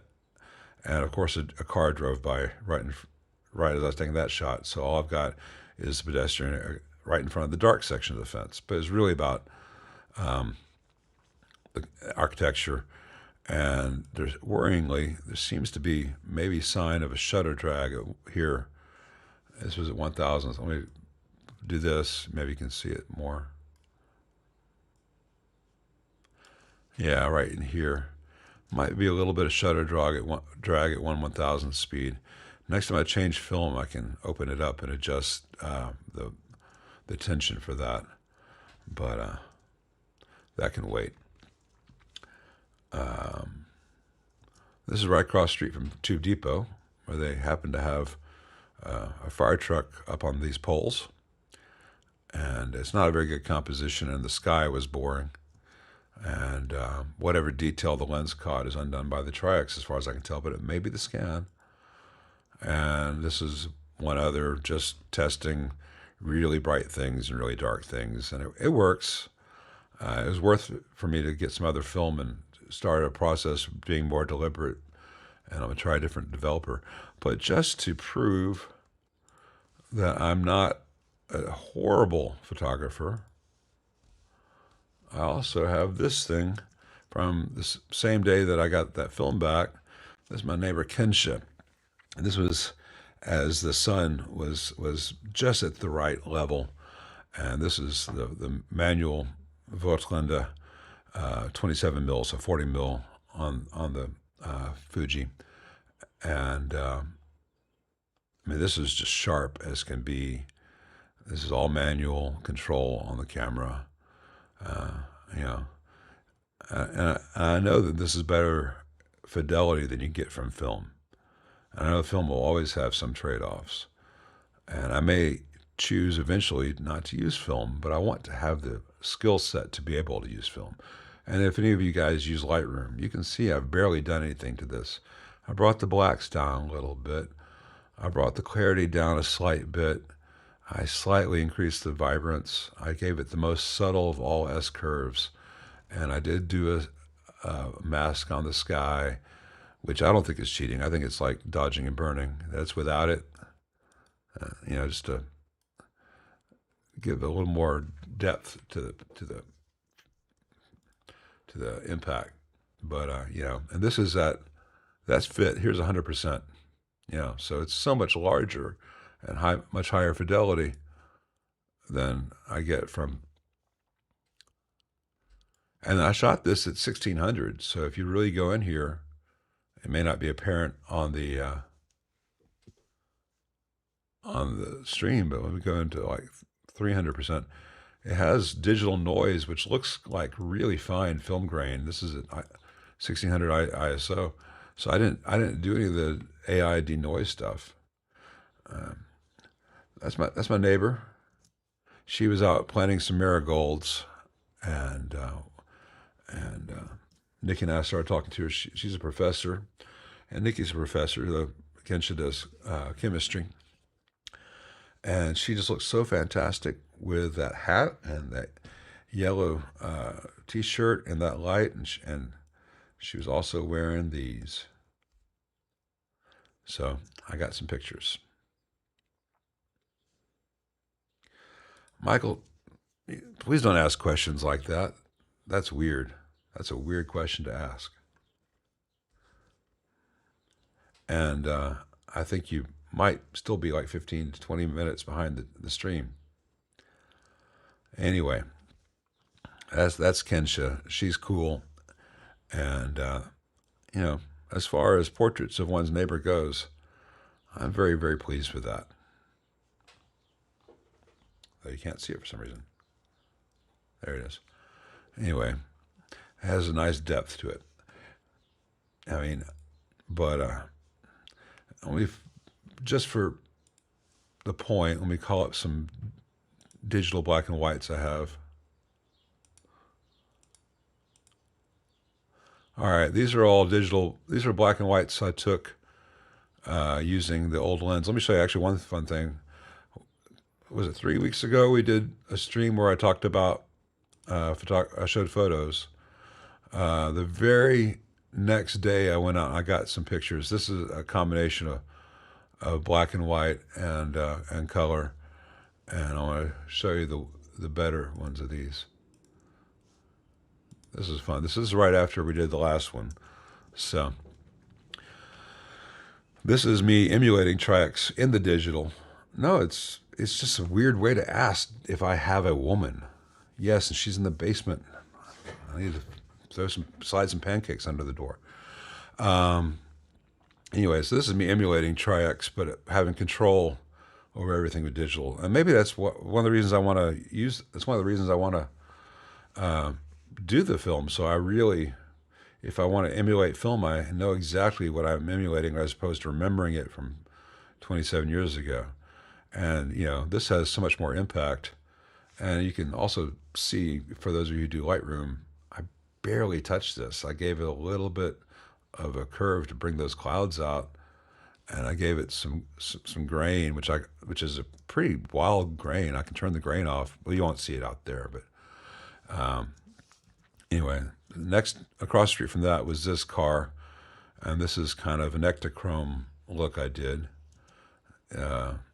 But while kind of cool in this ectochrome, like 60s postcard kind of thing, I knew that this was also a viable thing. And I love the texture of all of this. Everything about this I love. And this shot with the glowing of the plants right in front of the chrome. And then this next one with the little sun stars coming off the hood ornament. Do I document work I do on amps with pictures as part of my service records? I used to. That's how I got into this, but that turned into the videos, and here we all are, man. What's that car? Buick? It's an old Oldsmobile, I believe. Yeah, Oldsmobile. You can see it down there. I've got an old Buick 88 in other pictures, but we're not going to go through my entire collection right now. But I love this. I love these, the black and white there. And this is that same day. This is, again, I'm always chasing Kodachrome. This is some murals on MLK, south of where most tourists go. It was a beautiful day, and I feel like after showing you guys those old film photos, I need to say, yeah, I actually do know how to use the damn camera. And some of them you can see some of them I've done some futzing with, and some of them I haven't had to. But I wanted to give it that kind of 60s Ectocolor slide film look, if that makes sense. I'm going to show you the second to last one last. So then we went upstairs to Ernestine Hazel's, which is a bar downtown. It used to be a brothel a long ass time ago. This is the red room upstairs. And again, for you guys who know cameras, this is the JPEG. And so I brought the blacks down a little bit. I brought clarity down a little bit. I increased vibrance a little bit and barely gave it a contrast curve, like nothing. This is what the camera caught in that room. So I'm very pleased with that as a photograph. But the real catch of the day was this next one. The colors in this room, oh my God.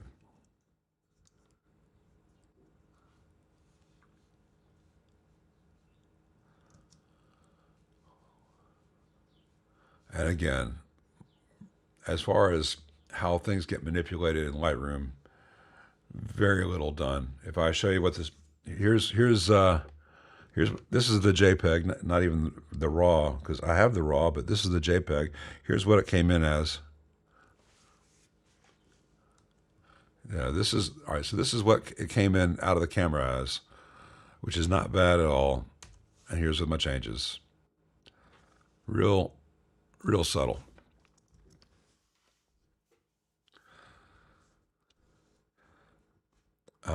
Yeah, Cinestill 800T is going to be fun to try eventually. I've got 2/3 of a roll of Tri-X 400 in the camera now, and in the fridge I've got a roll of T-Max 400. I've got a roll of Gold 200, and I've got a roll of what's now called, I think it's called Ectocolor Pro 400, which a couple months ago was still called Portra 400. So I'm going to try those, and I'm going to send them to a really well-respected lab for development and scans, and then form my opinions based on that. I'm also going to be making sure I get the focus. But everything you're seeing here was done with. All right, this was the 35. This is one of the few lenses I use that's autofocus. All the other ones I'm using, I was doing manual focus. Almost everything I do is manual focus lenses. So today this was a 35 millimeter day. So I guess I can't say I've not had any fantastic shots with 35 millimeter now, because this little Fuji lens kicks ass.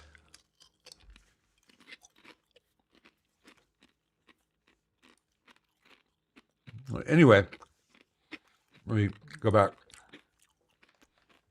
I'm going to wrap this up now that I've alienated someone. Do I have a woman? Jesus wept. Bless his heart. I have not been to Arcosanti or Towson West. Sorry, Adriel. Where are those? I mean, Towson West sounds like Wales, but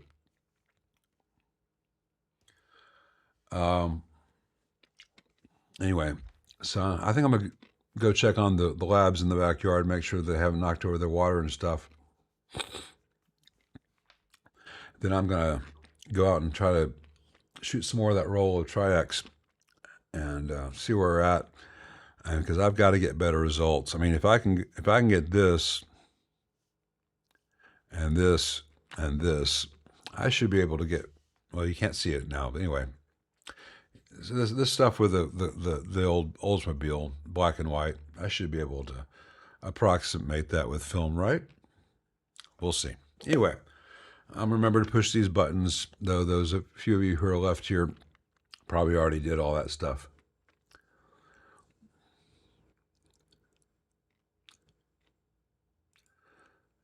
Yeah, I'll get some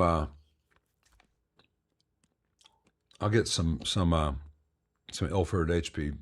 I probably more an FP4 than that, but